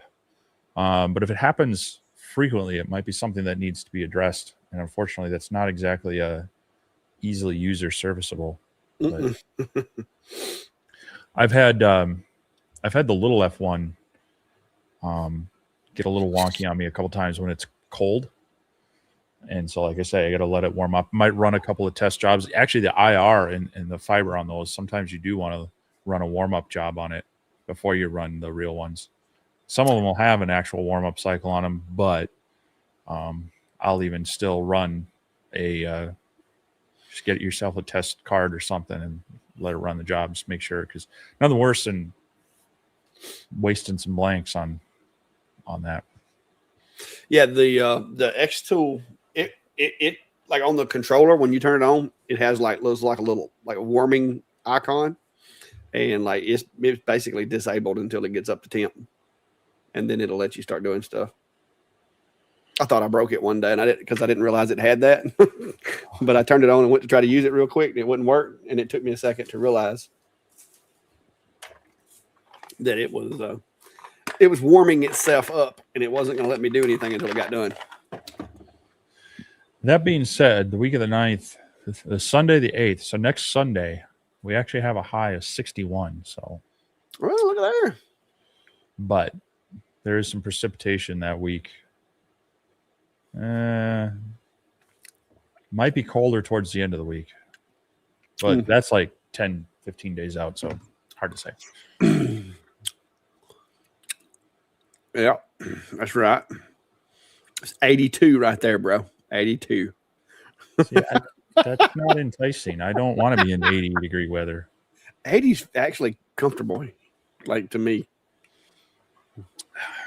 80's not bad. Never come up here in winter. You will be sad. 80's comfortable to me. I can handle 80. Depends on the humidity. 80 can be okay if I'm like in, Colorado or the Black Hills of South Dakota, but they tend to be less humid. Yeah. All right. Hour and 28 minutes in. Anybody? Questions, concerns? Anything that we need to discuss we haven't discussed? I'm sure there's plenty of things we need to discuss. Yeah. Well. Aldrich Custom Crafts has the SculptFun UV. Says it does great on regular items, but the 70mm lens doesn't focus right. I have to raise anything I burn with the 70 above the bed about an inch to focus. Yeah, that's one of the issues we were having with the Omni X. Well, wait a minute. Does it know that you changed the lens? Like, I'm assuming or is that the problem? Is it you can't change the focus distance? Well, like I'm saying, is if the autofocus is set in the firmware somewhere, you may or may not be able to change that easily. Kind of like on the Omni X, trying to figure out how to focus it with Lightburn. Yeah, you got to get a stick. Yeah. You have to take one of these rulers right here and just measure it, which is not good, in my opinion. But yeah, it'd be nice to see. I haven't looked to see too many videos out there on that one. I don't know if they sent them out to many people or not. So I'm curious to see what's up with that one. I don't know. Plug Builder says earlier this week they got 32 inches of snow up at Cape Cod. Lost power for 4 days. No. 32 inches. 3 or 2 I could deal with, but 32? No, sir. So yeah, they up on the north shore of Lake Superior, where I'd love to actually move. They had there's a town up there that within a 24-hour period they had 30, I think it was 38 inches of snow, and overall through the storm it ended up being like 40, 42, 43 inches dumped on them. No, see, that's when you just call Penske, get you a moving truck, and head south. Nope. No, sir. Ooh. See, the difference is up there, and I imagine maybe around Cape Cod, depending on the area you're in. See, down here, very much agricultural. I live in a river valley area, so it's kind of nice. There's still bluffs and things, but you get out into southeastern, southwestern, well, more southwestern Minnesota. Southeastern's also has some nice, it's called the driftless zone, where the glaciers didn't hit, but the glaciers just came and scraped everything. And so it's like flat farmland. So you get snow and it's not pretty. It's just everywhere. But up north, you get up kind of the northeastern part of Minnesota. That's more of the woodsy, slight. I mean, there's technically a mountain range there, but it's not like any sort of real mountains, but a lot prettier up there. Yeah. Josh Sively is saying, I still have issues layering borosilicate glass with my CO2 laser. With a UV laser engrave it better? I will tell you this. I have not found anything yet that I can't mark with a UV laser. I haven't found anything. Now, sometimes finding the appropriate settings can be tricky. But yeah, glass is where a UV like really excels. It does way better than a CO2 on glass, in my opinion. You've been able to do glass with both. What do you think?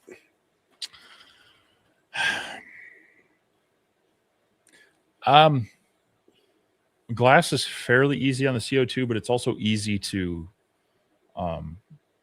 get it to kind of fracture. But you don't need to use a binder. You set your focus and it interacts with it.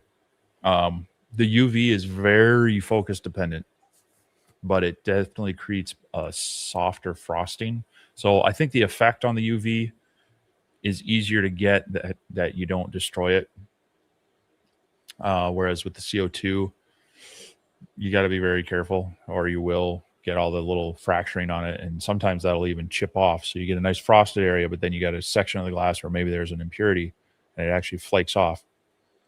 And so it kind of ruins it as well. So, but that being said, if you have any like waviness or curviness to the material, the UV will struggle to be consistent. And with that one, I find doing multiple passes and just adjusting the focus up and down a little bit will help smooth it out without destroying the glass. It's just a little slower because of the fine spot size and everything. Yep. That's kind of where I'm at with it too. Now, like I said, the CO2 is more forgiving as far as the focus, no doubt. Well, and you can swap out the focal lens on there to get a finer spot size or longer length. The CO2s are very they're very flexible in a lot of ways, but each laser has its positives and negatives. There's no one perfect laser for everything. Yep. Rob says, I'm in Lightburn. When I do a preview, I get the error message that 11 objects are set to fill but are not closed. I've zoomed in and can't find anything. Is there some way to find the breaks? Yes, use the show open shapes tool and it'll highlight the ones that are open. And you can look at them and see what the problem is. Also, when you select the vectors, it'll have that dashed line, and usually it will dash for a section that's connected. But then if there's a break, you'll see like the dashes are actually going opposite of each other. So it's almost a visual reference to see this is where the break point is, because the little dashes are going the one way and they're going the other way at that spot. So yeah. And you can click on it with node editing and see if you have two like green dots in one shape. Because if you have two green dots, that's two starting locations, and you should only have one per shape. The other thing is just ungroup everything and use the closed path tool. tolerances or whatever. Yeah, it should, if they're minor, it should take care of them. Yeah. Josh says I can't say that name word. Borosilicate glass produces a melted appearance rather than the frosted and gray because of high temp glass used in medical lab glass like beakers. It is also the same glass used in Pyrex, and I do a lot of Pyrex with I've done them with CO2s, I've done them with blue lasers. The trick is finding the right settings, and don't overlook focus when you're trying to do glass, because sometimes focus can be the difference between chipping the glass and actually frosting it. But yeah, glasses are different. So yeah, Papa Ragu, the Upper Peninsula of Michigan, they get all that lake effect snow, and so yeah, they're just going to get a ton of it. We're not in that area. We're actually a little under for snow this year. We're borderline on a drought situation again. So as much as I want spring to come and I want to get out and ride the bike and everything else, we still need some precipitation. So that's what I'm telling myself through March. We warned you, JR. Like, we literally warned you in a live.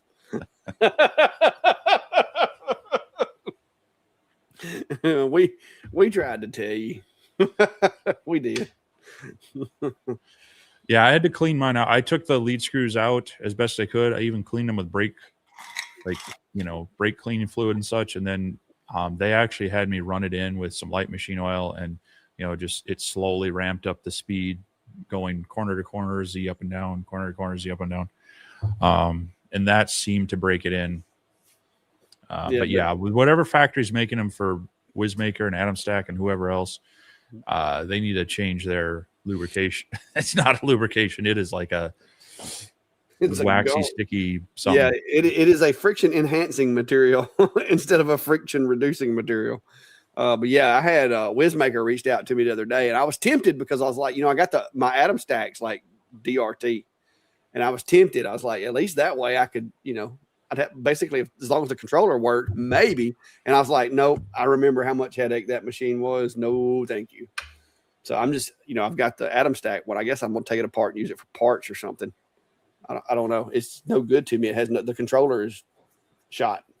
And it had those mechanical issues as well. So, yeah, that thing, JR, I'm going to tell you, mine, it would be running smooth, doing a good job, and all of a sudden it'd start making that tick, tick, tick, tick, tick, and then just like losing steps. And yeah, it was an experience. But like Steve said, get yourself some brake disc cleaner, degreaser, and lots of oil and WD-40 and penetrating fluid, and run the gantry all over the place, and it'll do art.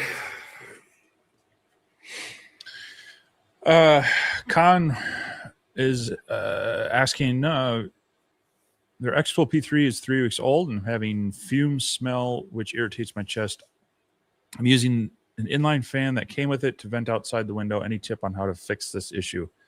So yeah, you're probably using the IF2 integrated inline fan, which can work well, but a couple things. You want to make sure you don't have any like sharp bends coming out of the laser or beyond the fan, and you want to make that as short as possible. If you've got it, like 12 feet away from the window, you might be losing its effectiveness and need to look at getting an inline fan to boost that. But definitely try to not have like super sharp bends, which will also slow things down. The other thing is there are some little strips along the back where that goes through. Those will get clogged up over time. Definitely want to be cleaning those out fairly regularly. The other thing too is that depending on where the fumes are coming, if you've been cutting a lot and your slats or your honeycomb have collected some of those vapors and such, those will stick on the bed, and then it'll kind of leave they'll permeate that smell into your shop if you don't clean those off. So I would definitely check the cleaning on the inside of both the slats and those the meshes on the back. and then double check that the inline fan is kind of as short and straight a shot as possible. If you have to make bends, try to make them more of a sweeping curve rather than like a sharp bend, and that'll help out as well. But any laser will have a little bit of off-gassing smell after you've cut some things, and those vapors, they'll stick in the cabinet a bit as well. So yeah, the only other thing that I could think of is just make sure whatever the hose is that you're using from the fan to the window, if it's one of those little foil ones that they make, those things are bad to get pinholes in them. yeah. And if you get a pinhole on the pressure side of that thing, it's going to put it in the room with you. So try to put the fan, if you can, kind of towards the exit so that if you do get a pinhole, it's a suction pinhole on the negative side, not on the positive side. Yeah, like this stuff. Yeah. These are easily prone to get leaks in them. But yeah, because if you get like a little tiny pinhole, you'd be surprised under pressure how much of that fumes and stuff it can let back into your room. Now, if you can find them, these more rubbery type ones are better if you need to have flexible. Now, this in itself is bad because all these kind of ridges will create little turbulence in there. It'll slow it down. But inevitably, it's hard not to have a straight shot or not to have some curves. But if you have a long section of this and you can replace it with just like the HVAC ducting that you can find at most home centers, that smooth, straight walled will help move the air along a lot better than running too much of this flexible hose.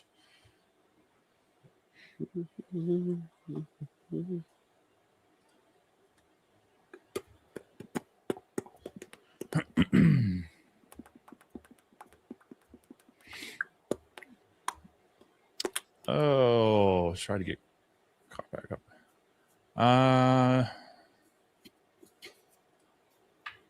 Mark Patterson's asking, how are you cleaning your lead screws? I found some soft cotton twine, kind of like shoelaces. I wrap a loop around the screw and pull back and forth, which moves it up and down, works well. Yeah. I've seen some people actually make, if you get the right threading, there's sometimes 3D printed screw cleaners that'll kind of just, it acts like a soft scraper going down it. But truth be told, I'll take a microfiber cloth and just kind of work in it with some oil, kind of following down and back and forth, slowly jogging it. Just be very careful not to get your fingers near pinch points. If they're really, really gunked up, I will take them out of the machine and use a solvent, let it clean things up. But that just means I should have done this other method of cleaning. The other thing is just good old air compressor, kind of blast them off. So I just usually like wipe mine, like you're talking about with a rag. Yeah. Yep. And like on the Shapeoko, of course, it's got the like it'll kind of clean itself. It's got the, I don't know what you would call them, like bushings or whatever, that'll kind of help keep some of the gunk out of them. You just got to wipe it down because it'll pile it up towards the front and the back a little bit. Yeah. Yeah, the Onefinity's got those as well. But like I said, I've seen some people, like with 3D printers, they'll put them on those screws, but you can get them for various ball screw sizes that, well, you can add on, or you can even just manually run them up and down, and it'll kind of act like a little thread wiper kind of thing. So, yeah. David Pingle's asking regarding fans for lasers. Does the speed of the fan have an effect on the quality of the cut or engrave? So when talking about like exhaust fans, the only reason it would affect the quality is the whole idea of your honeycomb or your slats is to provide an air gap for the smoke and the vapors to move away from the material. When you don't have that, they get trapped there. Or when you get, if you have a dirty honeycomb or you've got the slats there, every time that laser beam hits that, it reflects off of there, but it also will re-vaporize any of the stuff that it has cut through before. And so that will kind of flash up and stain your material. So you want to have that gap there. You want those to be clean, but then you want to pull that stuff out. And this is why having it more of a downdraft exhaust system is nice, is it'll pull it down away from the material and get it out of there. So that would improve the quality, keeping that air clean. The other thing was with like a lot of the air-cooled diodes is if that smoke hangs around in the enclosure too long and then it gets into the module, it can start to overheat it. Or if your air assist isn't on and it gets up around the lens, then it can char up the lens or the lens cover. Those can all have an effect on there. So keeping the air in your enclosure clean and moving through does have an impact. It's not going to be like night and day. I can go from cutting through at 10 millimeters a second on up to 20, but it definitely can have a bit of an impact, cutting down the effectiveness and the cleanliness of the cuts.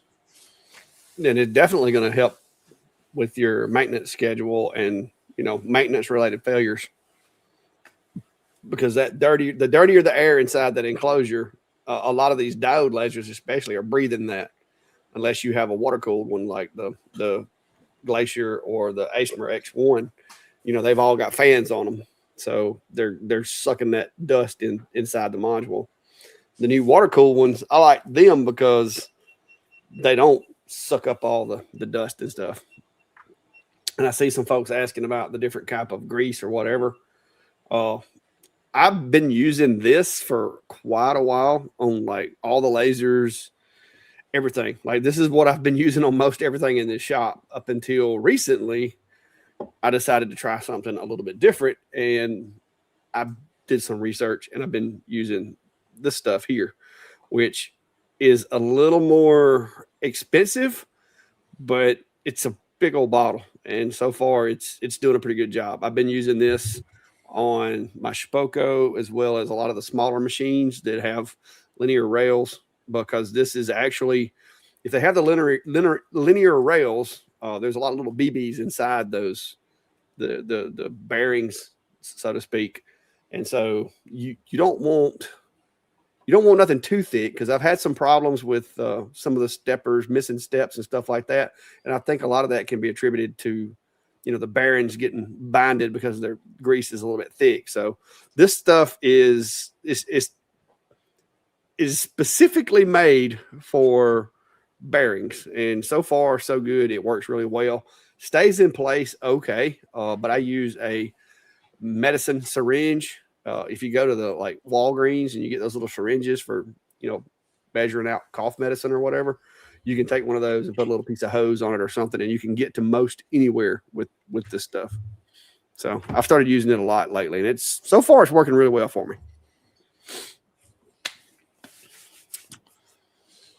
Cool. And it's on Amazon. So that's what I like about it, is on Amazon. But I haven't yet figured out why it expires in 5 of 28. I don't. It's got an expiration date on it. I don't know. But if I've still got this bottle, I guess May of 2028, I guess I'll have to throw it out and get a new one. Norbert's asking, I haven't got one yet, but for a CO2 laser, he's hoping to get the P3. What kind of tools would be good to have on hand? Would a small tool chest, not a mini, would work well for the tools consumables? Tools for a laser. A lot of these having a good X-Tool is pretty good about sending the tools with it. Yeah, I mean they send like a little, the wrenches and the Allen head keys. So one thing, let's see if I can find them, that no matter what laser you have or any of these machines, I like having a good set of Allen head drivers, these straight ones, not necessarily the ball headed ones, but these have like the straight heads on them. They work a lot better to not strip out your screws and your screw heads. That being said, I just bought this earlier this month, and it's a powered screwdriver. And it comes with all sorts of bits in these 3 little things that make the case. And so this is really nice for assembling equipment. It's nice for, inevitably you've got take panels off, this, that, or the other thing. And this one's nice because you can actually adjust the torque on it. So I can dial it up to from 0.5 to 6. So that is a good set of head drivers are nice. Of course, you've got DeWalt. Hey, the cool thing about it is, watch this. It's motion activated. Like when you turn your hand. So whichever way you twist it is the way it goes. You can go as slow or as fast as you want. Other than that, we've got some good options in there. No matter whether you've got a CO2 or any dial laser, a CNC machine, a caliper, digital one is nice. There's one on Amazon I like. It's actually in my shop. This is one I picked up. It's a tool shop. It's from Menards. When dealing with wood, you're not machinist level of accuracy needed per se. That's definitely good. Some cleaning. I like microfiber cloths, and then get some. Do I have that bottle in here? Some alcohol and or like lens cleaner, because you got to clean your mirrors. You got to clean your focal lenses. A shop vac is very convenient for cleaning out a crumb tray, cleaning out rails, also an air compressor for cleaning things off. So those are some good things. I was actually thinking about that. I should do like a good tools to have in a laser shop. Oh yeah, lint-free cotton swabs. Those are a big plus as well. Now, nice to have. It's some sort of material. And I see there's a question in here about how to break down material. Yeah, pure alcohol is great for cleaning. Having some sort of way to break down material is nice. If you don't have a table saw, or if you can't fit the material into your vehicle, this tool here at Harbor Freight is a guide, and so it clamps onto the wood. And this is wide enough to go onto a 4-foot board, and it acts like a straight edge. So you could use a jigsaw, you could use a battery circular saw. You can use this to break things down very easily. There are some, I know Clack's got one that's a guide that attaches to a circular saw. Those are options as well. But this thing is very versatile. I've used it for drywall. I've used it for plywood. And you can break it down in the parking lot, and throw it in your car. And basically you run any saw along the edge of it. So, I don't know. I like having a bandsaw for various reasons. For dealing with kind of offcuts, fixing small spots that didn't cut quite all the way, things like that are kind of nice. Yeah, I don't know. Those are just some of the things that I find useful. Like I say, this is probably a good video idea to put more thought into it, and make some recommendations on things. But hopefully that gave you some things to think on. And is Clack finding something else, or? And of course, you always need to have some good painter's tape around, because it is multiple uses in the laser industry, whether it's masking, holding things together, setting up a jig. It's just handy to have. Also, multiple sizes and shapes of rare earth magnets. They work well for hold downs on your honeycomb. Yeah, these big guys right here. You get these stuck to something, it's hard to get these off. Yeah. And I got my little bitty ones. There's all kinds of things. You can never have enough measuring tools. I will say too, Milwaukee makes a cool little pocket, little pocket measuring tool, because it has both measurements on it. So whether you're designing in inches or millimeters, you can do both. Now, I will say, very handy. I wish this had one feature that this has. The belt clip. No, the magnet. Oh, really? Yep. Well, I mean, with a little bit of, you got some glue and a magnet. You just showed me your magnet. You got glue. Hook it up. Yeah, but that means work.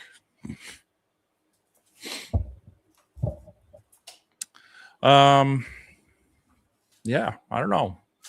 Masking tape, you mentioned that. You can get the thicker stuff too. You get the paper-based like transfer paper works well for masking in some cases. You put it down across the whole thing, and then you don't get the vaporization on top. But yeah, and lots and lots of razor blades. So this is one I actually found. This is one I got. It was his tip from Ryan on one of his 3D prints for shop tools. This is just a little box cutter blade. These are very, you can never have too many of these, but also your hobby knives. These are great for when you got to just get in there and get that little tab cut or that little section that didn't quite cut. Having those around, and they dull fast. So either get a very fancy, tiny micro sharpener or buy them in bulk. So. Let me show you something that you haven't got. See what that says, sir? It says made in the USA. Oh, okay. I found this, and I'm not sure exactly how long it has been in existence, but it's made by US General, and it's basically brand new. I found it in one of my vehicles, and I don't know where I got it, but it actually says made in the USA. I don't think they even like exist anymore, but yeah. So yeah, I keep it in the shop. I don't use it all that much, but yeah, it's an antique, I believe. It's a model 855 from General, and it is stamped made in the USA. I use this one most of the time. This one's just easy.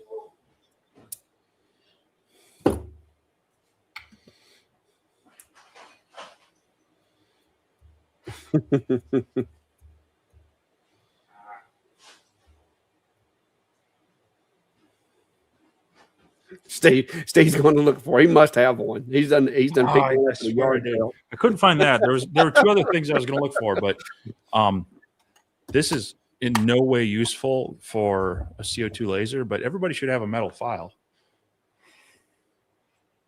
I mean, I've got files, but that's a round on one side, flat on the other, right? Yeah. Yeah, I've got those, but those are in my welding box. I don't typically get those. Also massively large, and someone attached a handle to it. These old tools, they're nice. You could buy the files, and they came with the handle, like it would interchange. Yeah. And some of them actually had a handle built on them. No, I was trying to find my portable drill. I have a dead moth. Anyway, those are some tips for some tools. Yeah, good set of picks isn't bad to have if you're getting into doing a lot of, especially if you're dealing with like stickers and stuff. I don't use a lot of dental picks. I don't do a lot of masking either. I sand.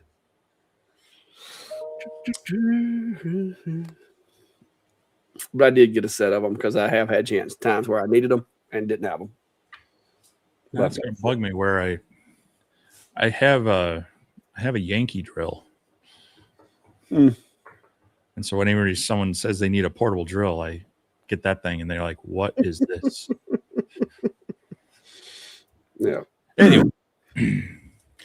William Hunter is saying, late again. Any experience with True Flatwood? Yeah, quite a bit. We've got a number of projects out there using it. They just recently sent out a bundle with their cherry, which I like. So it is nice. Now it does have an MDF core, so you're going to get a little more of that kind of resin vaporization when you cut through it. So that's just something to keep in mind, but it does clean up fairly easy. You just don't want to clean it up with alcohol because that'll actually kind of interact with their clear coat on there. So did you say you needed a drill?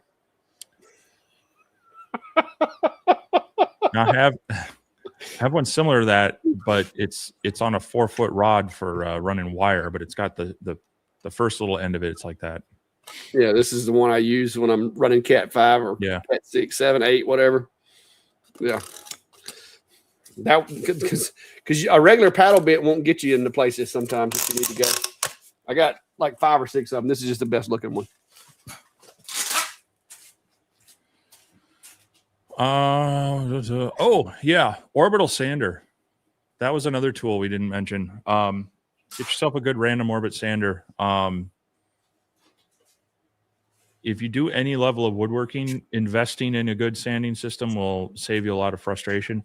But if nothing else, the DeWalt, the one that I found the most comfortable that's corded is the DeWalt sander. It's a little 5-inch random orbit. And then hook it up to like a shop vac for dust collection. That little bag thing doesn't do it anything, and it'll clog up and it'll be horrible. But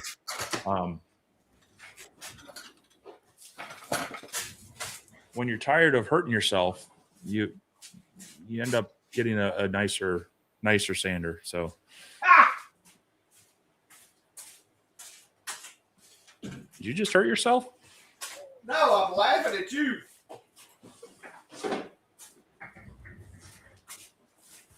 And if you really want to get organized with your shop, with your DeWalt random orbital sander, you need a Clack Shack DeWalt random orbital sander wall mount to mount it on so that you're not always setting it down. You can like screw this to the wall and then just set the sander in there. Yeah, I printed an extra one because I'm bad to like holster the sander before it quits spinning. And the first couple I made, this part would break, so I had to go back and redesign it. But yeah, I got 3 random orbital sanders in the shop. My other one's corded and it's on the DeWalt HEPA filter. So yeah, works good.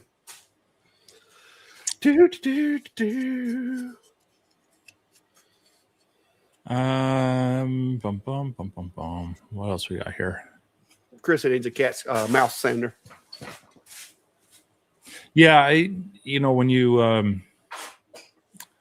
that one's inside. I have a detail sander from Surf Prep, and so it uses those foam pads for when you've got like the inside curves of a catch-all tray that's messed up.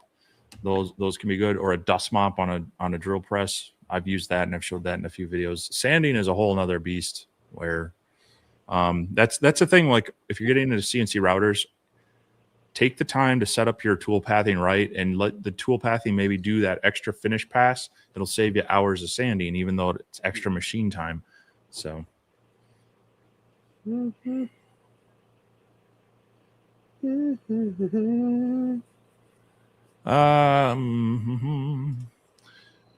Dennis Cameron, a newbie, X-Tool 20 watt DL. How do you determine where your laser is going to start on the bed? Well, if you're using, I guess it depends on which software you use. But if you're in absolute coordinates, the machine will home, and then wherever you put your artwork in the working area is where the machine's going to go. But you can use the framing function, and it should then draw a box around the area that it is going to work in, whether it's a cut or an engrave. It'll draw a box at the extent. So if you have 2 items in there that are apart, it's going to draw a big box, but that's just because it's going to the outer extents of them. Otherwise, there are a couple different ways that you can sometimes change the software of its start point and its origin point.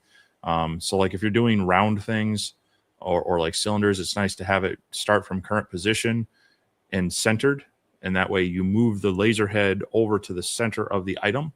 And then that will be the center of the artwork or the whatever the object is that you're cutting or engraving. So, or you make a jig. Or yeah, check out Clack's channel. He's got a lot on the jigs he's made for making alignment, and so it'll lock it in place relative to the frame of the laser. Again, it needs to home first so it knows where its origin is, but then wherever you place that jig, it'll be as long as you have your matching template in the software. So.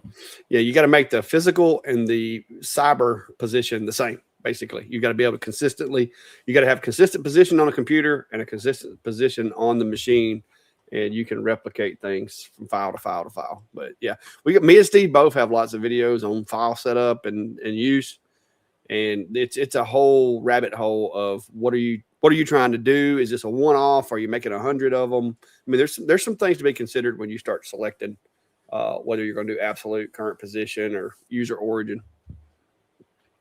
Carlos is asking any recommendations for 3mm clear acrylic that cuts smoothly on a CO2. I tried the Amazon Catella brand and cannot for the life of me get a smooth cut like I did with the X-Tool brand. I've used, was it Omtex? Yeah, I've used Omtex and I've used Johnson Plastics. And Johnson Plastics is what I've got the most of, and it cuts great. Like I haven't had any problems cutting or engraving it.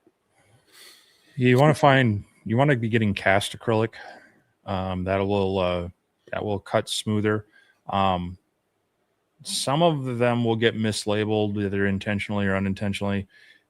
If it has a plastic backing, it's not 100%, but chances are it's more extruded. If it's paper backed, it generally is going to be cast.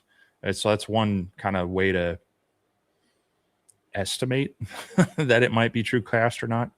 But yeah, there are a couple of brands on Amazon that I've found that have worked pretty well. I'd have to see if I can look it up, but otherwise going to a reputable source like Clack was saying there with Johnson Plastics is going to be your best bet to get something consistent.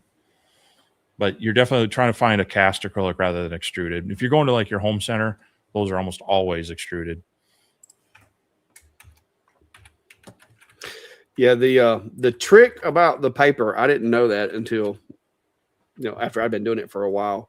But it is definitely a good indicator. If you see acrylic and it's got the plastic instead of the paper, that's a really good indicator that you might want to research further to make sure. And if it's really bad, it's polycarbonate, and that is a whole nother mess. Yeah, aka plexiglass.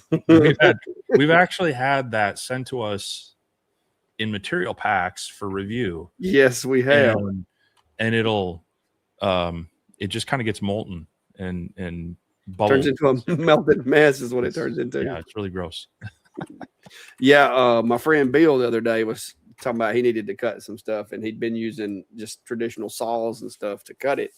And he showed it to me, and I was like, "Where did you get that at?" Because if that's is it polycarbonate? Is that what it's called? Rather than acrylic, yeah. Then you're not going to want to do that with the CO2. Because I let him take the Omtech over to his place, and I told him, I said, if that, you'll know for sure, because when you put it in there, it's just going to turn to goo. It's not. I mean, it'll probably make a hole in it. I was like, but it ain't going to be pretty. Yep. Because it's just going to be a melted mess. So I dropped a video there for you. Who was it? Anthony.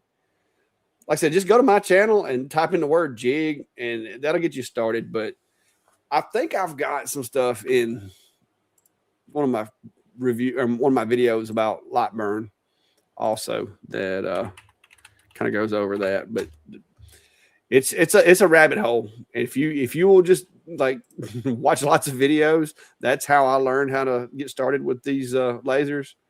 Because there's a lot of stuff that you can see it, and then just kind of go hands on, just start using the machine.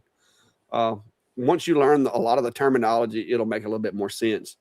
But typically with light burn, you're going to have absolute coordinates, user origin, or current position, and they are exactly what the word says. Current position is probably the simplest as somebody that's new. Current position is probably the simplest method of placement because you can physically move the laser to where you want to start from and then go there. But if you have a machine that is consistent, that homes regularly like it's supposed to, absolute coordinates is great, especially when you're trying to batch things out. So yeah. Jim's asking, do you think the price of True Flat is worth it? And this is going to be one of those. It kind of depends. If I'm doing a lot of items that I want to get done quickly, want them to be pre-finished. I want it to be consistent cutting. It does great at that, and it cleans up well. There are definitely ways that if I've got time, I can stain my own wood, I can finish my own wood, and I can cut that way. But for a very consistent, stable material, very consistent coloring, if you have a job where consistency and repeatability is key, definitely it's worth it. And also, like, if you've got things where you got to clean up after the cut, the pre-finished, I mean, it wipes off very easy with just like a microfiber cloth and some Windex, really. Or LA Awesome. It doesn't take. You don't want to get too aggressive with the rubbing alcohol. You don't want to use alcohol; it'll frost out a little bit.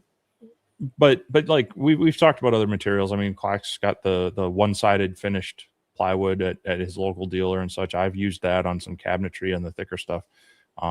They have some of it here, like at Menards, was stupid expensive. I need to visit a couple of the other plywood dealers around here to see what they've got. So there are other options, but if you don't have the ability to process the material yourself, cutting it down, finishing it, all that stuff, it's kind of a pre-made, ready to drop into laser material. So yeah, it has its advantages, but like I said, it's not necessarily the best material for every occasion, but it is a good consistent material. Like you said, consistency, I think, is where they really do have the consistency down pretty well. Yeah. Cody's asking, I want to start laser engraving. What laser do you need to pass through powder coat? You can get through that with a variety of lasers, but the one that's going to be most consistent is going to be a CO2. Especially if you're looking at the tumblers, getting through powder coating that way. CO2 is going to be more consistent at it without, being affected by the colors of it, and the density will have a minor impact on it. But once you kind of dial in the settings for that, it tends to be pretty consistent. So I would be looking at that, and then depending on the type of material and the size, then you can kind of start looking at the size you need from there. It doesn't need to be, you don't need like 120 watt CO2 to go through powder coating. A 50, 60 watt will do just fine. So this is more like the working area, and if you need certain accessories like a rotary or something. And make sure, if you're buying a budget CO2, make sure what rotary you're wanting to use and make sure it's compatible, because we have found that some of the lower end CO2 machines, the controllers aren't always friendly with chuck style rotaries. They'll use a roller rotary, but if you're like us and prefer a chuck, you're not going to be using a chuck with some of them. Anthony Rose asking, so I have a 3D printer question. Is there a way to get the texture plate transfer on both sides of the print, like a coin, the face and the bottom? I mean, you could do it in two pieces and assemble it together, and that way you would get the texture on bottom. You can do you can get the printer to do a little bit of texturing, but it's not going to be as fine detail as some of like the PEI plates and such. Generally, the top is going to be doing more of an ironing for a flat type. So if you really want that plate texture, you're going to need to break your part in two, do it in two halves, face down on the plate, and then use a method to bring them together post print. But yeah, it's hard to replicate that on the top. I was supposed to say that would. I mean, I'm guessing you could come close, but it wouldn't look the same. Like, you're not going to get the same because it's gonna have lines and everything. Yep. Anyway, an interesting idea, though. Yeah, I think we've caught up and we've gone 15 minutes over, so maybe a good time to jump off here. But just a reminder: next week it's daylight savings time here in the U.S., so it's going to feel like it's an hour earlier. And if you're international where you do that later, just make sure you pay attention to the time that the stream is going to go live, or you'll find yourself here a little bit late. Yeah. See, I was thinking the same thing, but I wasn't going to say because I wasn't sure. But Mark says you could use the fuzzy skin feature to mimic a textured plate.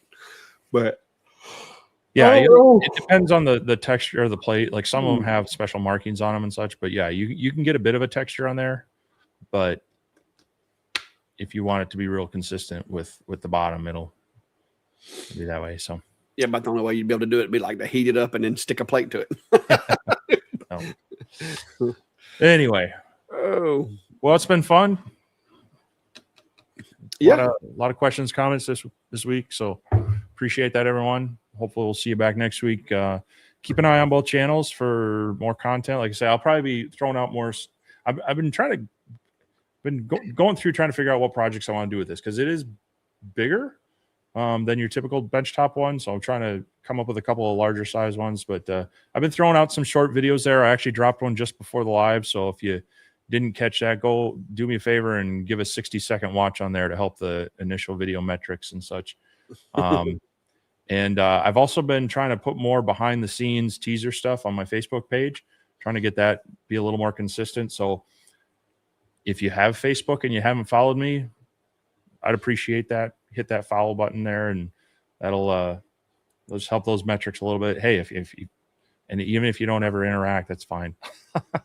Yeah. Just throw it out there. But yeah, we'll be having some more shop time this week, hopefully, and bringing more things out. I'll vote for a 24-inch tall Bigfoot 3D image. 3D.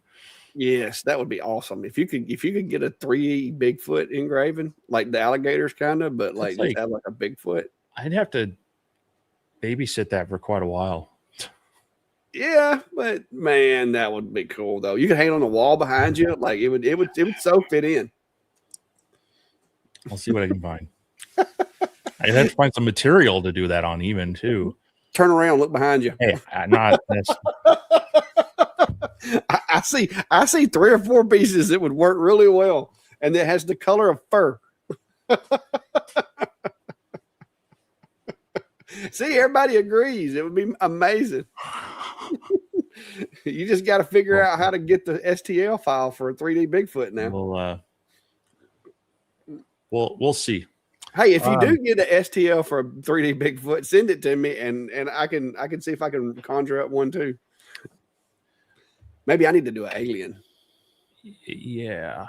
Oh, the other thing, hey, we don't talk about channel members a whole lot. We appreciate that. If you are a channel member, make sure you're paying attention to the posts and the special videos, because we do sometimes go have a little member special lives and other things, and there's some information in there that you might want to catch. Yeah, so just make sure you're checking those posts out as well. Yep. All right, guys. Well, I got plenty of stuff to do this week, and hopefully I'll get through some of it and can bring you guys along. So we'll see how it goes. All right. We'll see everyone. Later, guys.